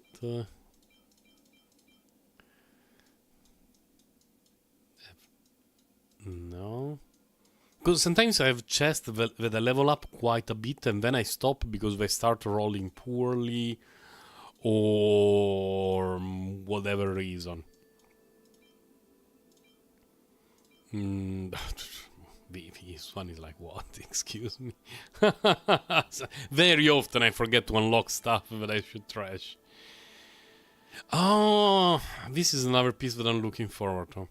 Eventually I would like to try Bronya with some extra speed and being able to give the speed buff to everyone in the team. But in order to do that I need a crit damage chest with a bit of speed. And I do not have it yet. And it feels a little bit bad. Let's go to Argenti for the traces. Yeah, this one needs to go to 10. GG. Finished Argenti. This one feels like... What's the multiplier for the next? 8% for 11 of these. Erudition materials. Which erudition material do I plan on building sometime in the near future? I think Himeko is finished. Not really.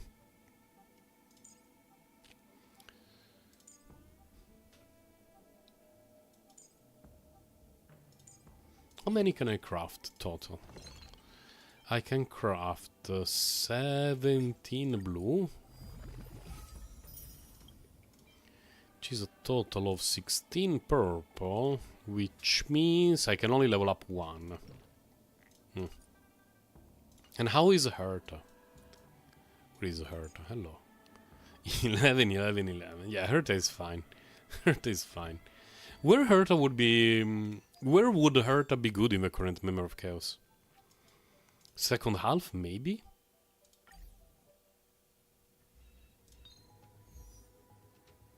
And ironically, in the second half, there's a lot of ice weakness. And what would a Herta team be? First of all, I need to find Herta. Where the hell? Oh, here. Now I have two characters that are too many characters that are level 80. I struggle a bit. I definitely want Bronya, so we'll have to put Bronya there.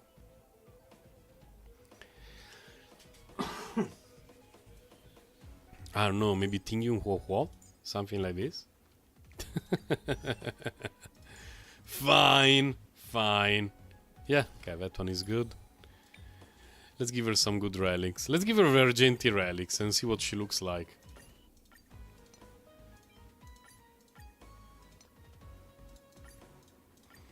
What do I have here? Not even the worst.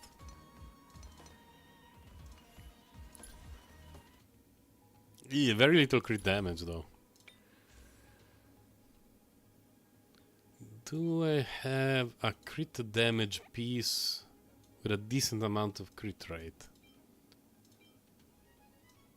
Really? Wait a moment. I clearly had a crit damage piece, not the one that Seal is using, with around 9 crit. Oh, okay, it's here. What does she look like this?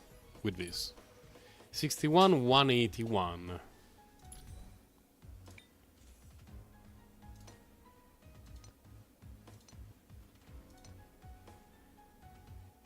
$61 is not even enough for the for the Rutilantarina. Do I have a better set for her? Because Rutilantarina boosts normal attack and skill, and most of her kit is about the ultimate and follow-up attack. So, do I have another ice damage orb for her from any other set? Oh my god, these are all the orbs that I have? Really? Oh my god. Show me crit rate. Jeez. Now I understand why my heart is on this set. Well, we need to go back to crit rate main stat. Fine. And first half, Sealy without Bronya, we use Hanya. There. Let's hashtag grave. I'm curious to see what Herta can do in the second half. Who starts the fight? Hanya for the thing or Silver Wolf for the debuff? Let's go with Hanya. I misclicked. Fine. No, not autoplay. No, come on. Oh, fucking Silver Wolf. You piece of trash. You absolutely unreliable. Third of a unit.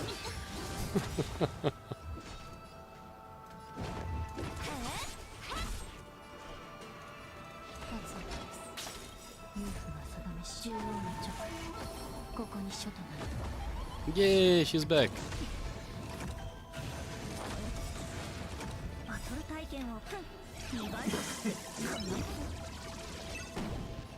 We want a skill point next, so with this.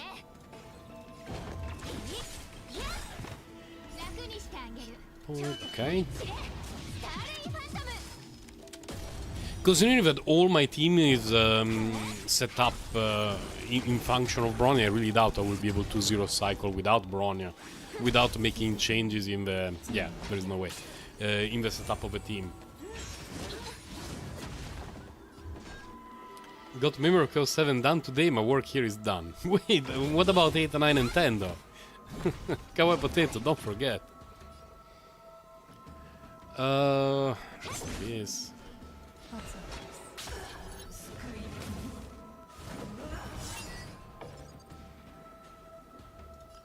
You both have quantum weakness. Oh, now that I think about it, the dude already had quantum weakness, so of course Silver Wolf would be applying physical weakness. Huh, I blame her for no reason. Well, there is always a good reason to blame Silver Wolf, though. Let's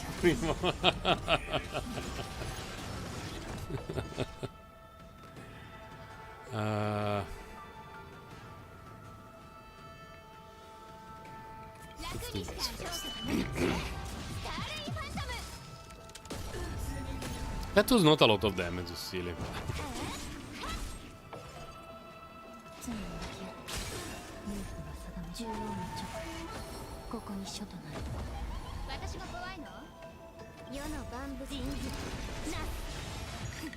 It should be enough now. Okay. Then nuke the dude. Nuke the dude. Your QQ can... Understandable, very understandable then.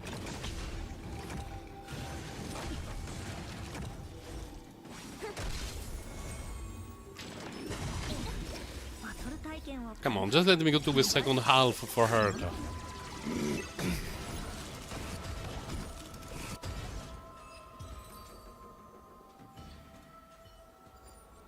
Okay, wait, I want to record you because it's probably the first time that I play Herta in Mums, so... Oh, here we don't have anyone with an ability to start the fight. First stage is weak with that stuff. Might as well start with Herta herself.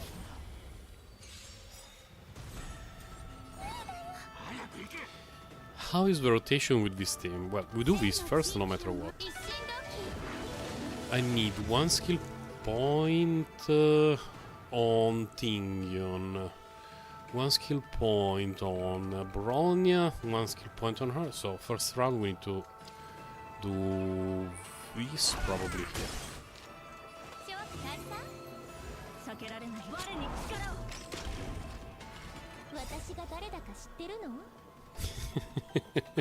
Go hurt, obliterate! 131 plus 47.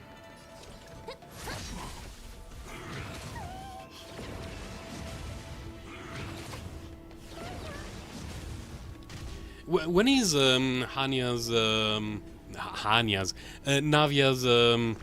banner starting?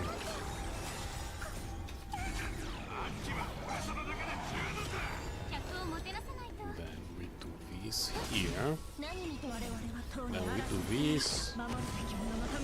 So we can do skill and ultimate with her. Go with the Diamondo. She almost obliterates, almost. Should be this Tuesday. Oh, nice. Donk.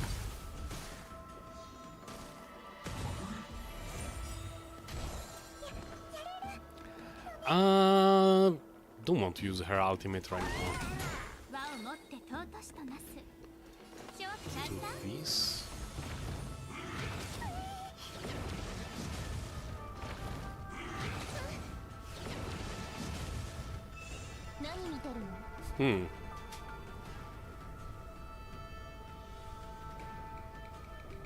Well, this is happening, but what is happening now, though?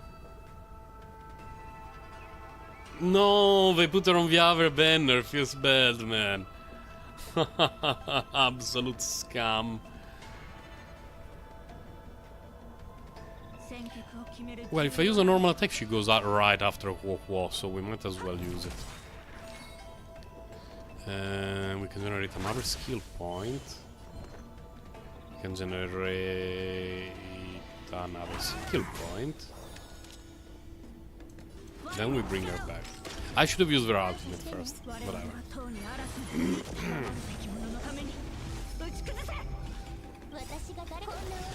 Obliterate? Okay, then we buff her with this. Then we do this, and we use her skill. And that should end the wave.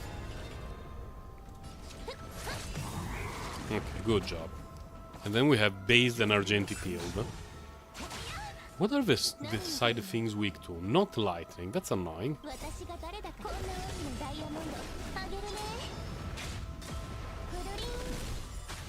That was actually nice. I need to refresh her buff, but I also need to refresh that team buff. I cannot use her skill this round then. Because I need one skill point on her, one skill point on her. So I need to do normal attack. Might as well do it here.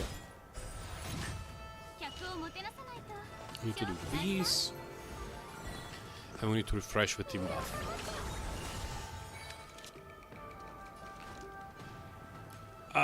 Eidolon 1, please? Nope. Fine.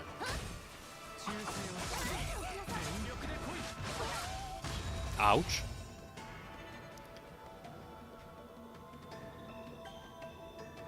Next one is Huo. Then it's hurt. Okay, then we do this. We do this. Then we do... Man, against a single target, Herta feels so bad. Why am I doing this to myself? It's going to take 50 turns for this.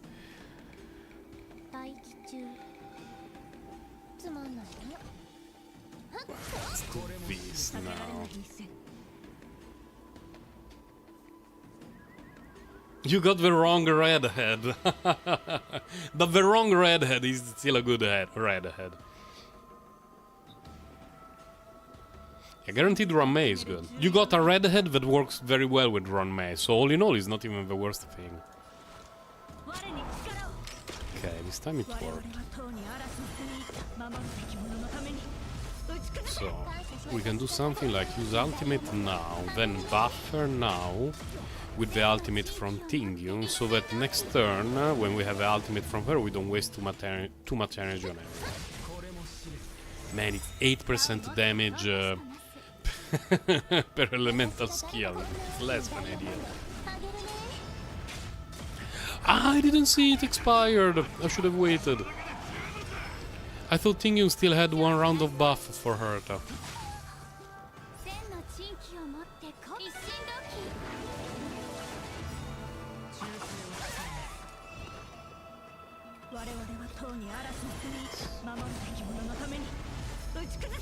You deflated like a balloon. Oh no. Yeah, losing the 50-50 always feels like that. I was very lucky on Argenti's banner. Very, very lucky.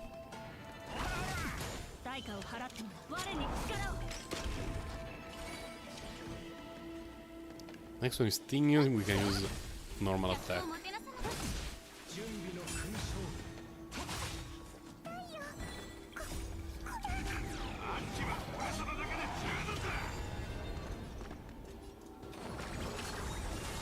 And using an erudition character that is not Argenti after using Argenti feels so bad.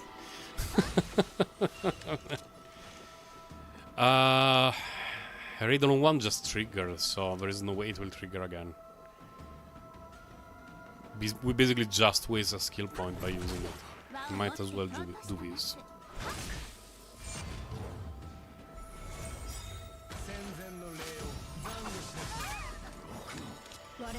Yeah, let's do this. We bring her up. We use the ultimate. We refill her with a Tingyun. That was decent. That was very good. We refill her with Ting. Now that she's fully buffed, maybe an elemental skill is enough? Please? Yes.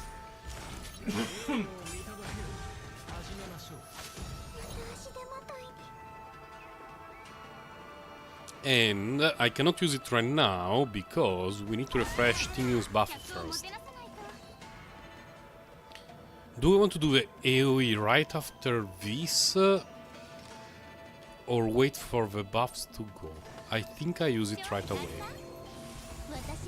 Because one of the buffs is going to be a shield that prevents some damage. I would rather not. That was very decent.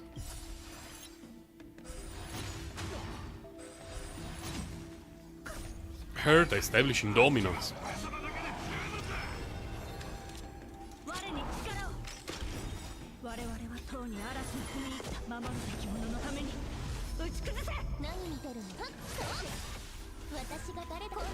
And I know it looks awful to use the ultimate here, but we are not dealing any damage otherwise. Ouch. Okay. I wonder what Lightcon I have on Tingyun though. It should be Dance Dance Dance, but I'm not 100% sure. Okay, yeah. Good. So do this, followed by this. This is going to generate a chain of ultimates for her.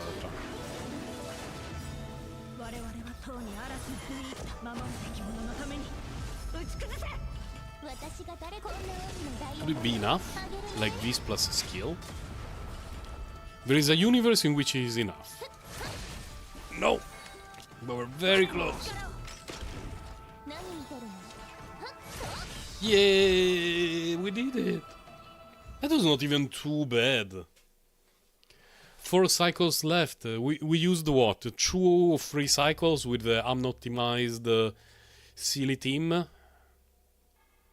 And yeah, the Herta team was not even too bad. Based Herta. Based. One could argue you can do it with anyone when there is like, you know, Tingyun, Bronya and Wohuo in the team, which is not completely wrong, by the way. It's not completely wrong at all. Chinchu I refuse, but... I mean, I guess even Himeko should have a fairly easy time here. Although, Himeko has the problem that she likes to work in scenarios where all enemies are weak to fire, not just some. And I tried Himeko here in the second half. The first wave feels awful. Because they're resistant to fire, and we cannot break the weakness with that kind of team, and it's just a disaster. Like, Himeko deals very little damage to them. And my Himeko is built pretty well. So it would have to be some sort of shenanigan like Himeko and someone who can break the weakness and run Mei and a sustain, which is something we cannot really do now. But the reason why I'm looking forward to Shui is exactly for this kind of thing. Like, oh, I do not have those elements. Go Shui, ignore game mechanics, obliterate. And eventually I will have to build my wealth as well. Probably soon, because I would like to play Wealth and Dr. Ratio. Something like Wealth, Dr. Ratio, Yukong, and a Sustain. I don't have Luocha, but, you know, Huo is fine, Fushuan is fine. It's just that I do not really have good imaginary pieces. And I can show it, because the situation for imaginary stuff is tragic. Earlier, when I showed my physical damage and... you know, ice orbs, if you thought that was bad, my imaginary pieces are as follows. You know, the only ones that I have with double crit are from the Penacony set and from the Kiel set. Everything else is Omega Garbo. So my imaginary orbs situation is very weird and not ideal. And it's odd that I have... other elements that are in a much better situation. Like if we go lightning and let's say quantum, I have some stuff that is very, very reasonable. Like, this one is insane. This one is good for this set. This one is okay for this set. This one is great for this set as a lightning orb. Very usable. Usable for this set. Usable for this set. You know, I have better variety, but when it comes to imaginary, it's a disaster. And it's a thing that is bothering me a bit when it comes to Dr. Ratio. But I'm actually a bit curious, like, can I zero cycle the first half without Bronya if I work a little bit on the team optimization? What's the speed on Hania? She should have a ton of speed, really a ton. 181. Traces, and I'm missing that one, huh? Lady Fu, Topaz and Pebbles. Who is Pebbles?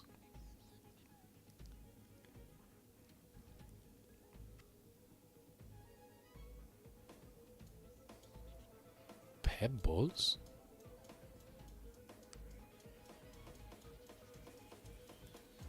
Who has a name that looks like Pebbles? Who is that kawaii potato? I don't know who is Pebbles. My Lady Fu is built very, very well. I'm really proud of her. Oh, Chinchua is Pebbles, okay. Yeah, I think my Fushuan is up there among my characters. I'm not sure how she ranks on Zilliland. I could have a look, actually. Zilliland. I don't know why Google doesn't show it. The website for Sillyland is literally sillyland.com. So if you type Sillyland on Google, you should find it instantly. It is not there. I don't know why. I wonder... 134... with other rope. How do I rank? 800, 359, 348. Let's see. My Fushuan is only top 3%. That's surprising. I was expecting her to be even better. It's still pretty okay, like top 3%, but for me it's most shocking. Oh, you cannot see it on screen. Wait a moment. Let's see if I can put that on screen without doxing myself. I need to go on OBS, see if I have browser. Yes, it should be okay. Then we can put it on screen. Maybe that's a bit too big. Just a tiny bit. Can we reduce it in size? Like the okay. Now it's more readable and I can cut the top part with my secret illegal links with Anime Watch and stuff like that. Wink wink. Like my Kafka, I know that her build is good, but for me seeing that she's top 1% is shocking. Because I would have expected there would be way more Kafkas than Fushuan on a leaderboard, because she's a DPS character. But apparently, as far as Eidolon Chu with her signature light cone and high speed, my Kafka is one of the best built. I was top 3 until just a few days ago. And I completely stopped farming these 2 sets because I'm happy with her build, so a few people took me over, but I'm surprised to see that my Kafka is top 1%, while I only have a top 3% with Fushuan, because her build is absolutely crazy. Really, really crazy. I don't know if Penacony is valued as well as Kill Set, or I don't know. Like, I'm curious to see the leaderboard. Who is top 1? Who has the best Fushuan with another rope? Show me. You have 9,730 hit points, 2,600 what? And 132 defense. Oh, okay. They're doing speed via substat just to reach enough speed for the threshold, and everything else and all the main stats in hit points and defense. Okay, that makes sense. It's now I understand how. Yeah. Makes sense. Yeah, this is quite a lot of extra hit points and defense compared to me. And slightly lower speed.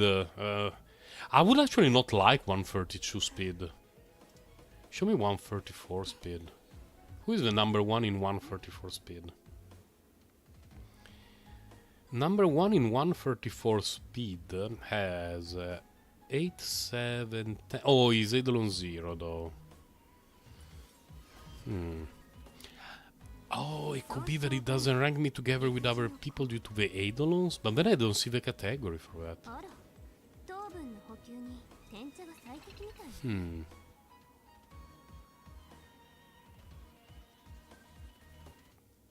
It's a bit surprising though.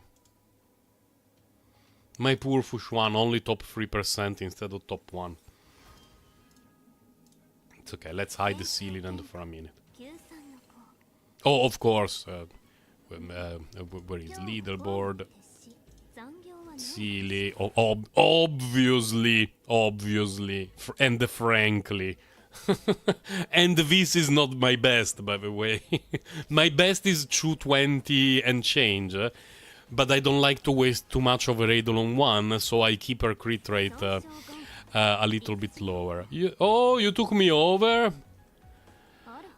Fine. Let's do things properly then. I will not accept that. There. It takes a bit to refresh. It takes a lot of time to refresh. When it refreshes, I will be number 1 even for the Fushuan category, but we can close it for now. Yoink. This is the best setup for her. But it bothers me that if you add the 12 from Fushuan, she goes to 96. And so her Eidolon 1 adding 15 crit rate sometimes is borderline wasted, and it bothers me quite a bit. But this overall is the best build that I can give her, and the one that scores the highest on Sillyland. So when I stop playing, when I close the game for the day, I should always leave her with the best relic instead of giving them to Argenti, or in this specific case to who had it? Herta. Oh my god, Herta. On her I have Carve Moon. Carve Moon on her in this team.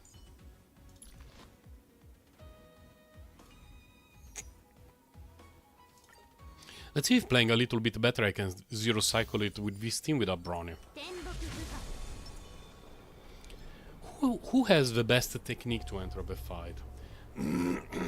I guess we'll probably go with Zile, so that she's already buffed when she uses the first elemental skill, and it should be enough to one-shot one of the smaller dudes.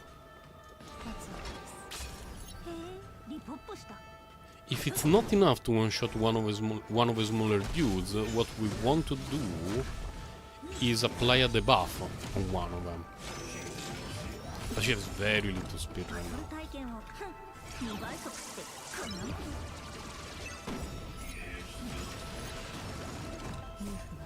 Let's give her extra speed.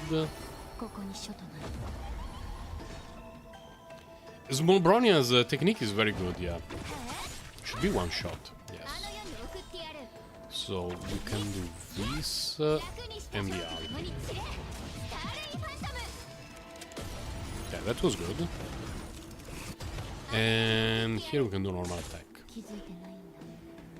We can do skill, do attack.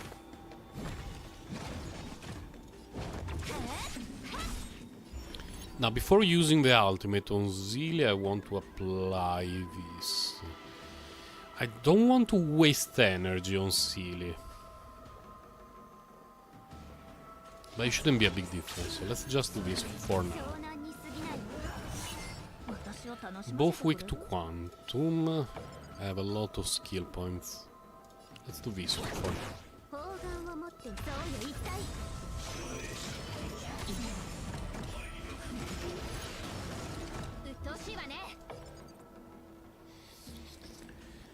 So if I use a skill, the ultimate gets buff. I don't think the ultimate with just these buffs is enough. And the one from Hanya should have expired. Oh no, the one from Hanya is still there. So she's giga buffed. Let's do this.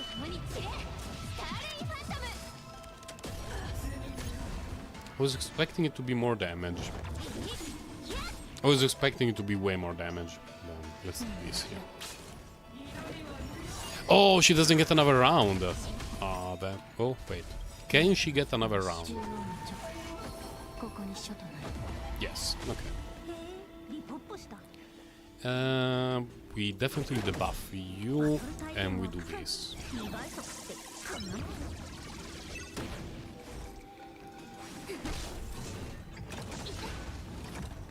Don't stun Sealy? Okay.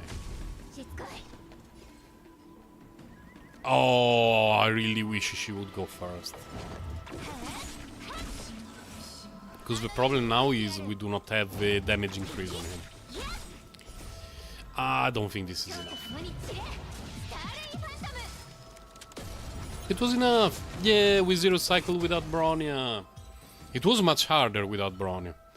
With Bronya I finished the cycle with several actions left on everyone.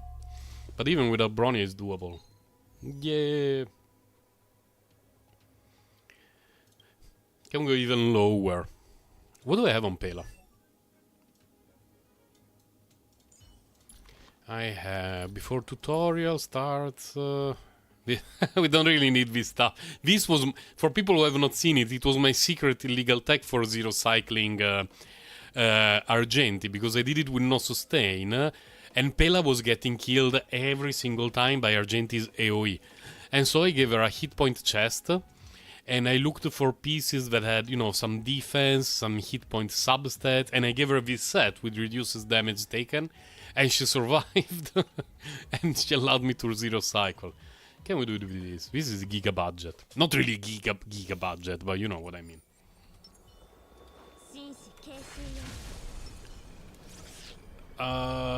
Let's go with Pelas.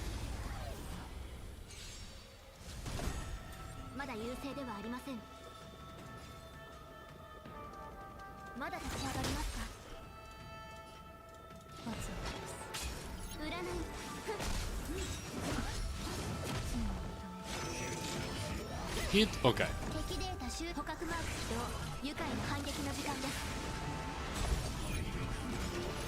Oh, but now I don't know how much hit rate I have on Pela. It might not be enough to consistently apply the defense reduction. But let's see. Here we have it. Here we have one. Here we have one. Ooh, annoying.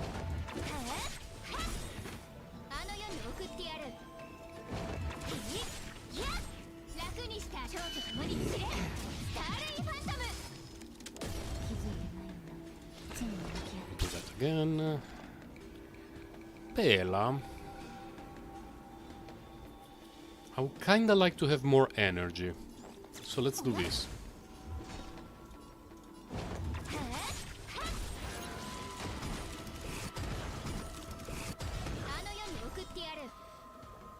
I do not have another action with Zilly, so we need to do this.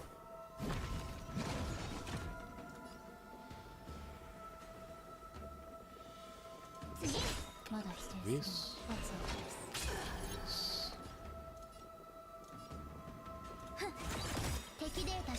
Okay.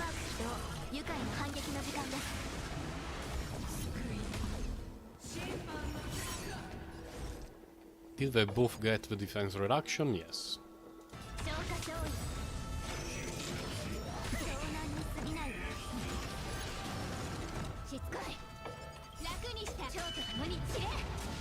That's 98 crit rate. Okay. It was not a lot of damage, unfortunately. Let's apply it here.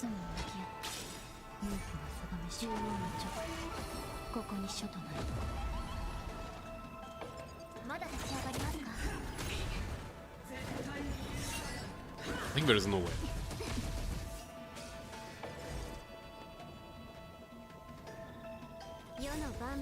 Can do this to generate a skill point.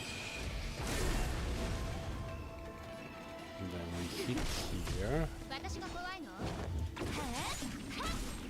Oh, really?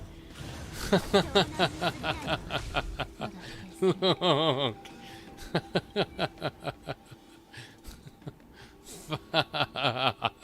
It's a pixel.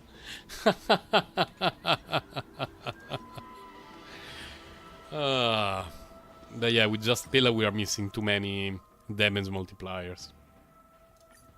No, not 3-star, not 3-star. With Pele and Bronya, no worries. Silver Wolf and Small Bronya are extremely interchangeable. But now the team is losing quite a lot of pieces for zero cycling while staying with a sustain.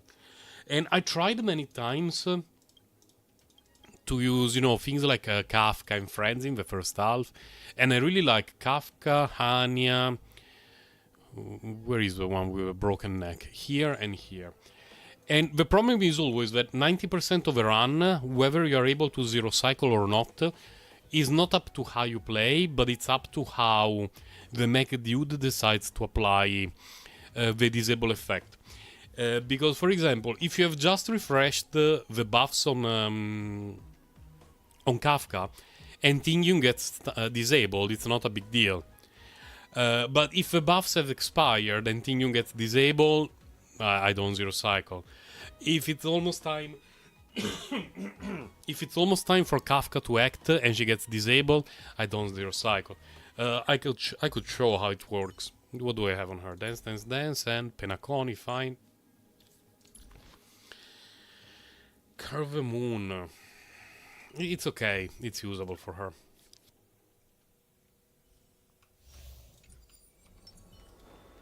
What do I have on Huohuo? I hope Huohuo's relics are okay, because sometimes I try a couple of different builds on her, and it's not always ideal. Here we can do this. Oh, I only use the technique once. Wait a moment. Restart. Tingyun is the only one in the character who needs to use the technique twice, and every now and then I forget to do it.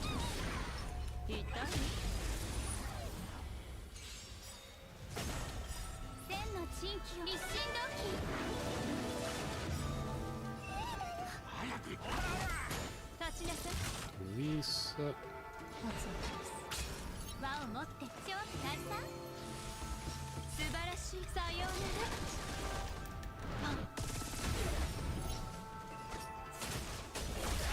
57, let's go. More than a normal attack from Zealy. So this disable is not a big deal, because we just use her ultimate. Her buff, you know, has just been cast. We just lose essentially a skill point when it would be her turn. Now the issue is, I want to do this so that Kafka is buffed.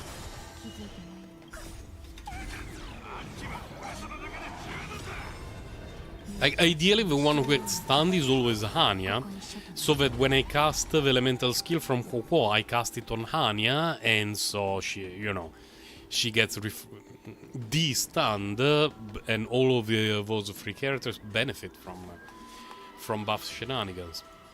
But not today.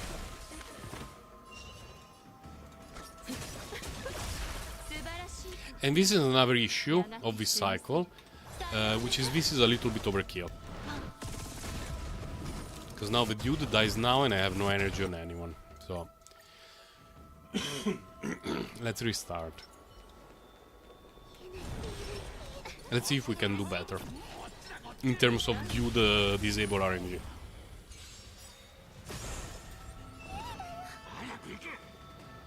We do skill point. Well, not a big deal. A very, very minor deal.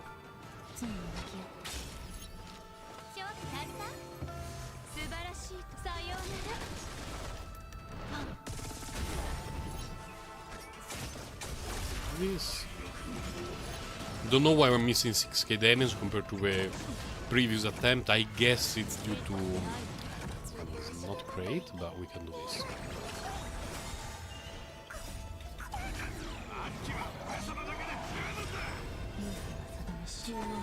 Kafka. Next one is Ting. We can do this. Attack with Tingyun. We can use the ultimate now. It should not be dead right now on its activation. If it is, it's a bug. Oh my god. Not very good.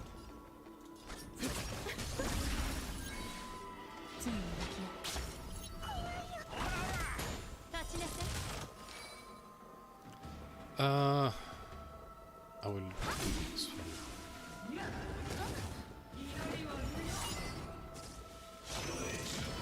Okay, no stun is good. For skill points, let's move it here for now. Buffer.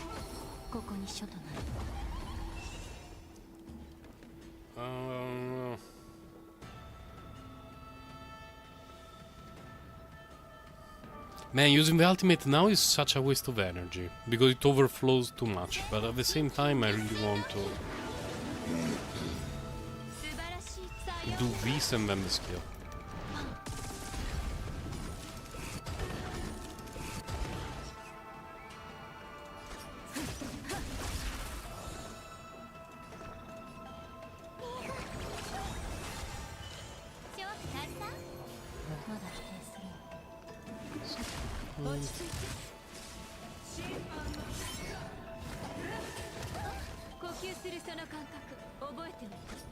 There is a universe in which Wohwo gets hit. Her ultimate generates enough energy for Kafka's ultimate and we zero cycle. Hit Wohwo. Hit Wohwo and don't stun her. One more try. But yeah, it's not a particularly fun experience. Like, it all depends on how attacks line up and stuff like that.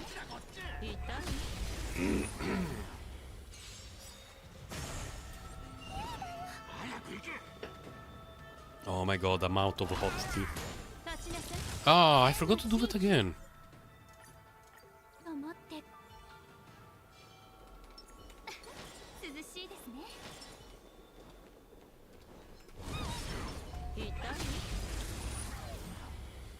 It's minor things, but sometimes they can make a difference for a suicide. Not always, but sometimes.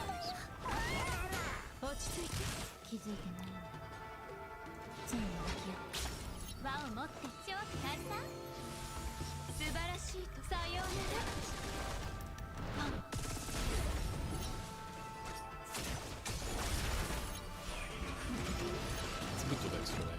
Let's see if there is a way for me to kill this guy.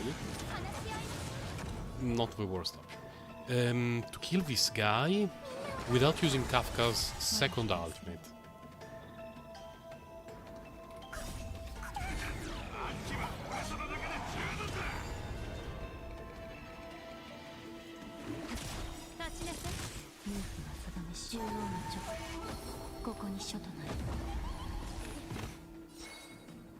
Let's see.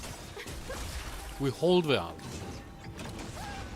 But we do not get another action with Kafka.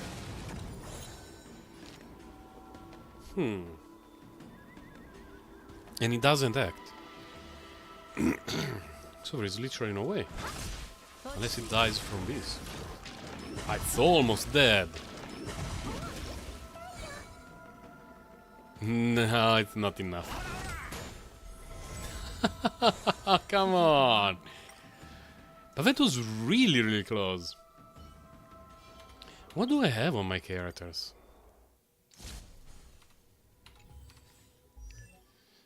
Let's see.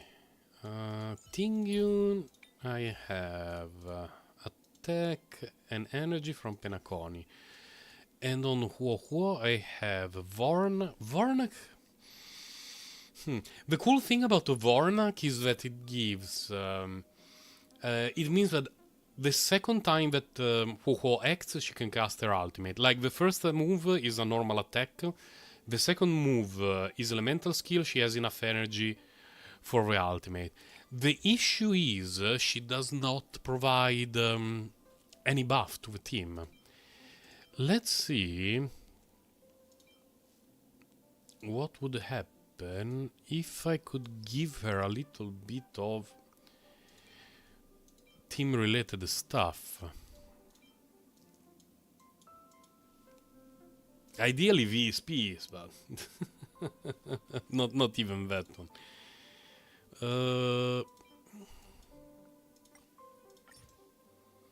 Why do I have a feeling I have very few pieces of that set? Of a fleet.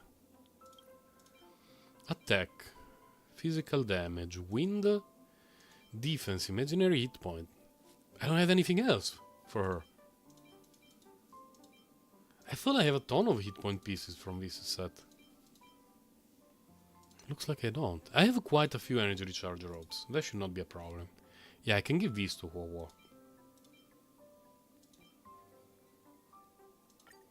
Let's do this for a minute. But then...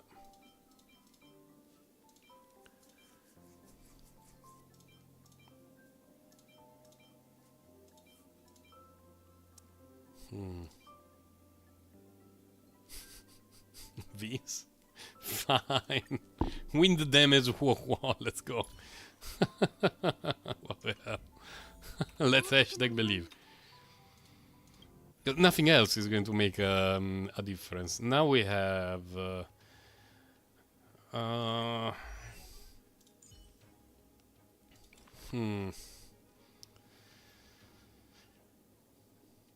Like, 2 of the 3 effects are very good. There is only one that is a little bit of a cope for this team. Let's hashtag believe. Let's hashtag believe. We were really close there.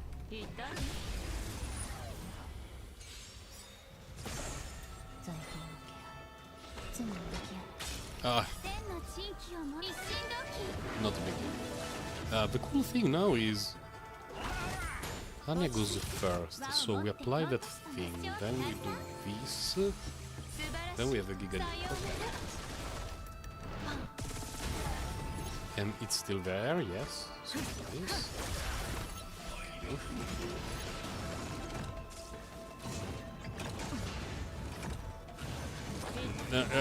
Fuck.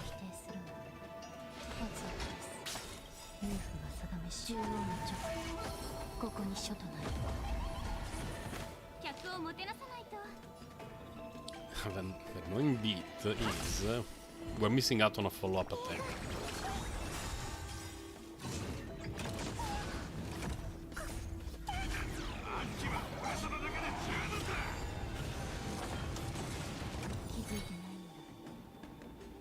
Still have only...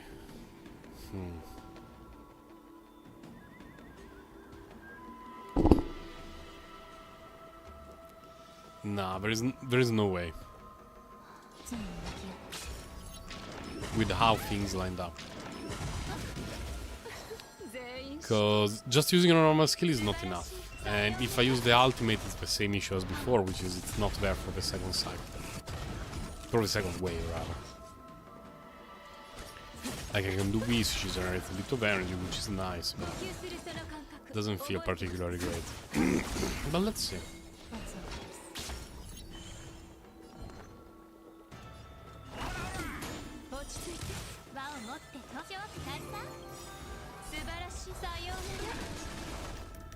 Now, I did it in this order because I didn't want to waste too much of her energy refill potential, and at the same time I wanted to make sure that when they activate this round, they take some damage over time.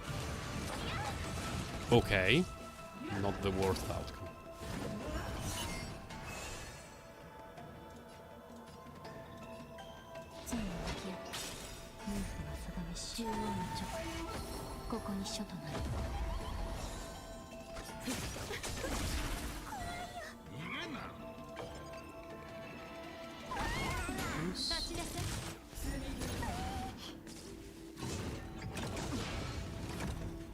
No!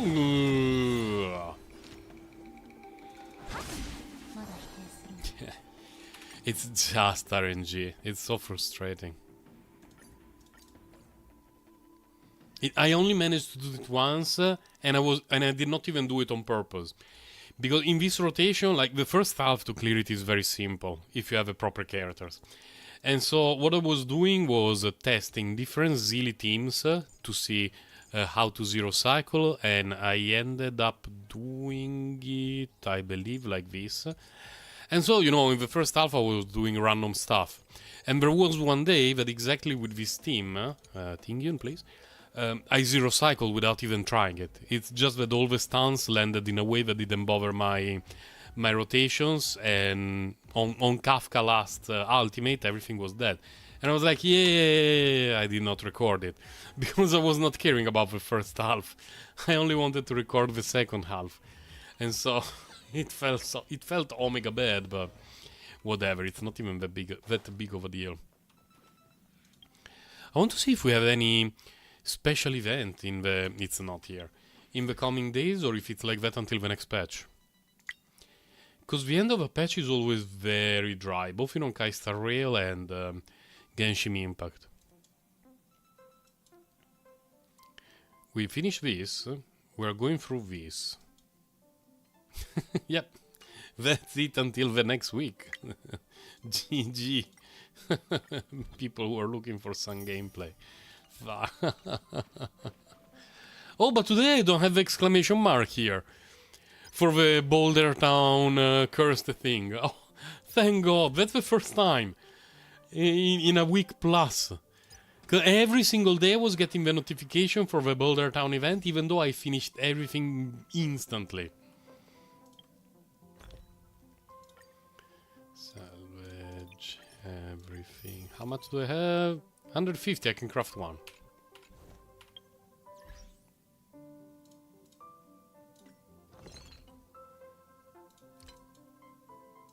Hashtag believe.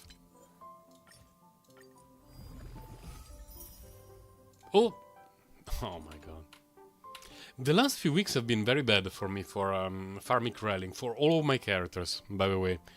Basically, the last good stuff that I got was for these 2 sets. And then I was like, well, I have a good follow-up set. I have a few good sets of these pieces for a couple of characters at a time. Let's move to other things, mostly simulated universe 7 and 8. And apart from a few upgrades for Fushuan, I didn't get anything. And Fushuan is not one who really needs upgrades. She cannot die already by herself, so it's not like I'm looking forward to giving her a lot of stuff. I wonder if I gave her main stat, hit point or defense percentage, substat, speed. Wow, it's not like I have a lot of options actually. Really? Out of all my relics? That's madness.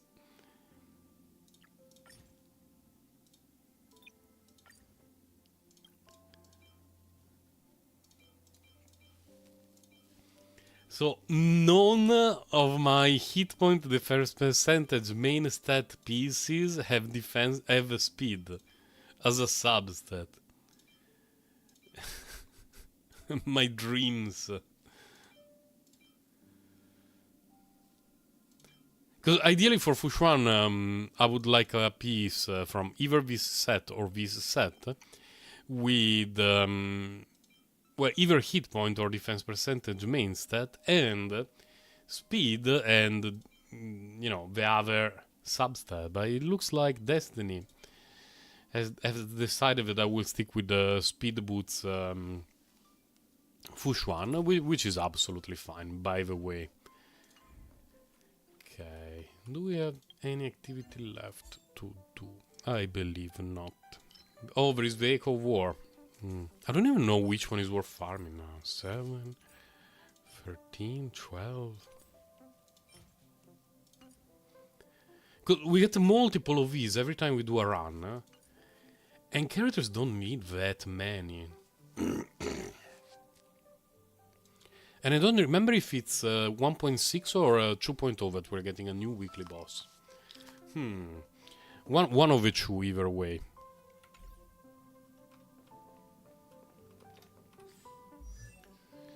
Let me see. What do I have on Silver Wolf? She is 57, 124. I need to change the Silver Wolf a little bit, I believe.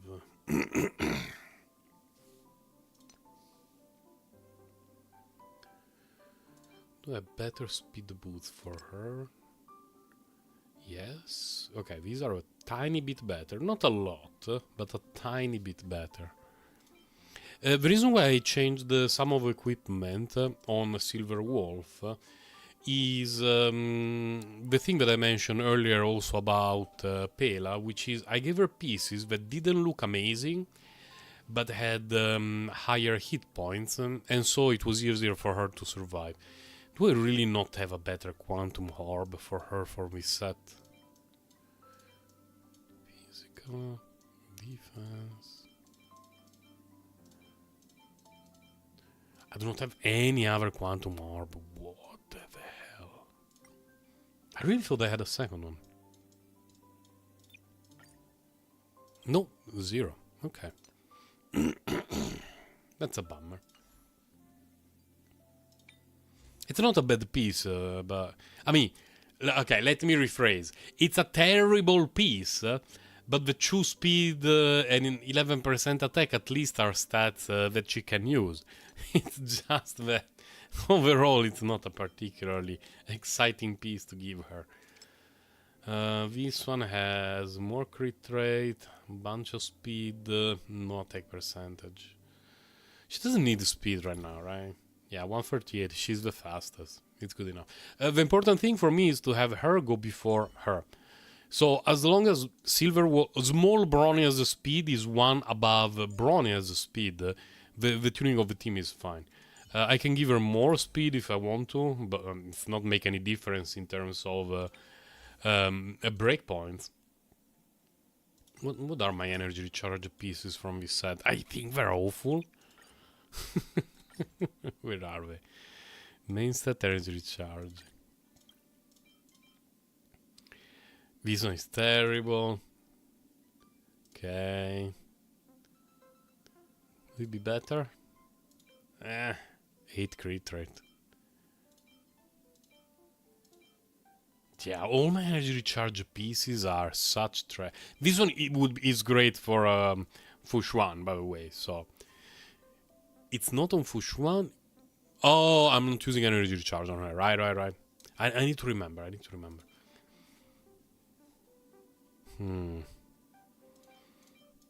really need to farm Simulated Universe 8 a bit more, but it feels so annoying.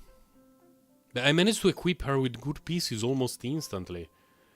Like this one is not amazing, but it's serviceable, and this one is very good. But after that, it's just massive cope after massive cope. Like, what the hell?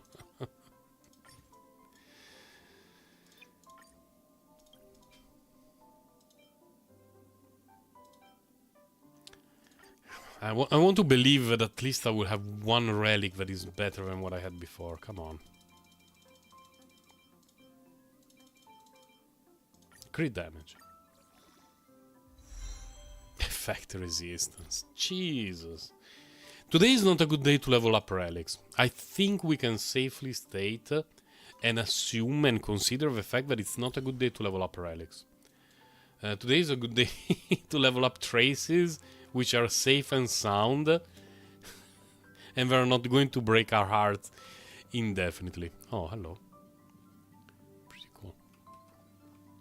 What time is it? It's almost 11. Not really almost 11, it's quarter to 11, but combined with the fact that my throat today is far from being in an ideal state, and that I have to do a little bit of shopping before lunch, I think it will be time to cut the stream a little bit short today. I should be able to stream Thursday, should be, but we shall see. The problem is I have some work to do because due to my fever last week I essentially missed a week of work, And also, there isn't anything new in Honkai Star Rail this Thursday. It's just silly staring in our soul. It's just, do the calyxes for traces, dump energy, getting bad relics, and keep going. We shall see if I can do a stream or not. If I don't show up on Thursday, don't be too worried. I'm fine, just have some catch up to do with work. So, again, thank you for stopping by. I'm glad that after the week of flu, we managed to get back to our regular schedule. And I will see you maybe Thursday or more likely Monday for a Christmas stream. Because I will not be working on Christmas Day. I'm not sure if my daughter's school will be on or off. Because we don't really celebrate Christmas here in Taiwan. And most of things are open, but sometimes schools close for Christmas Day. We shall wait and see. Thank you, Polski Stalker. I would like to point out that now it has been a very long time that I have not called you Polski Star. My brain has improved a lot from that point of view. For people who don't know, Polski Star has been here with me for a long time. And every time I call him Polski Star, although his name is Polski Stalker, but recently I've been improving a lot. Anyway, again, thank you guys for stopping by and for enduring my coughing. And I will see you soon. Bye and take care.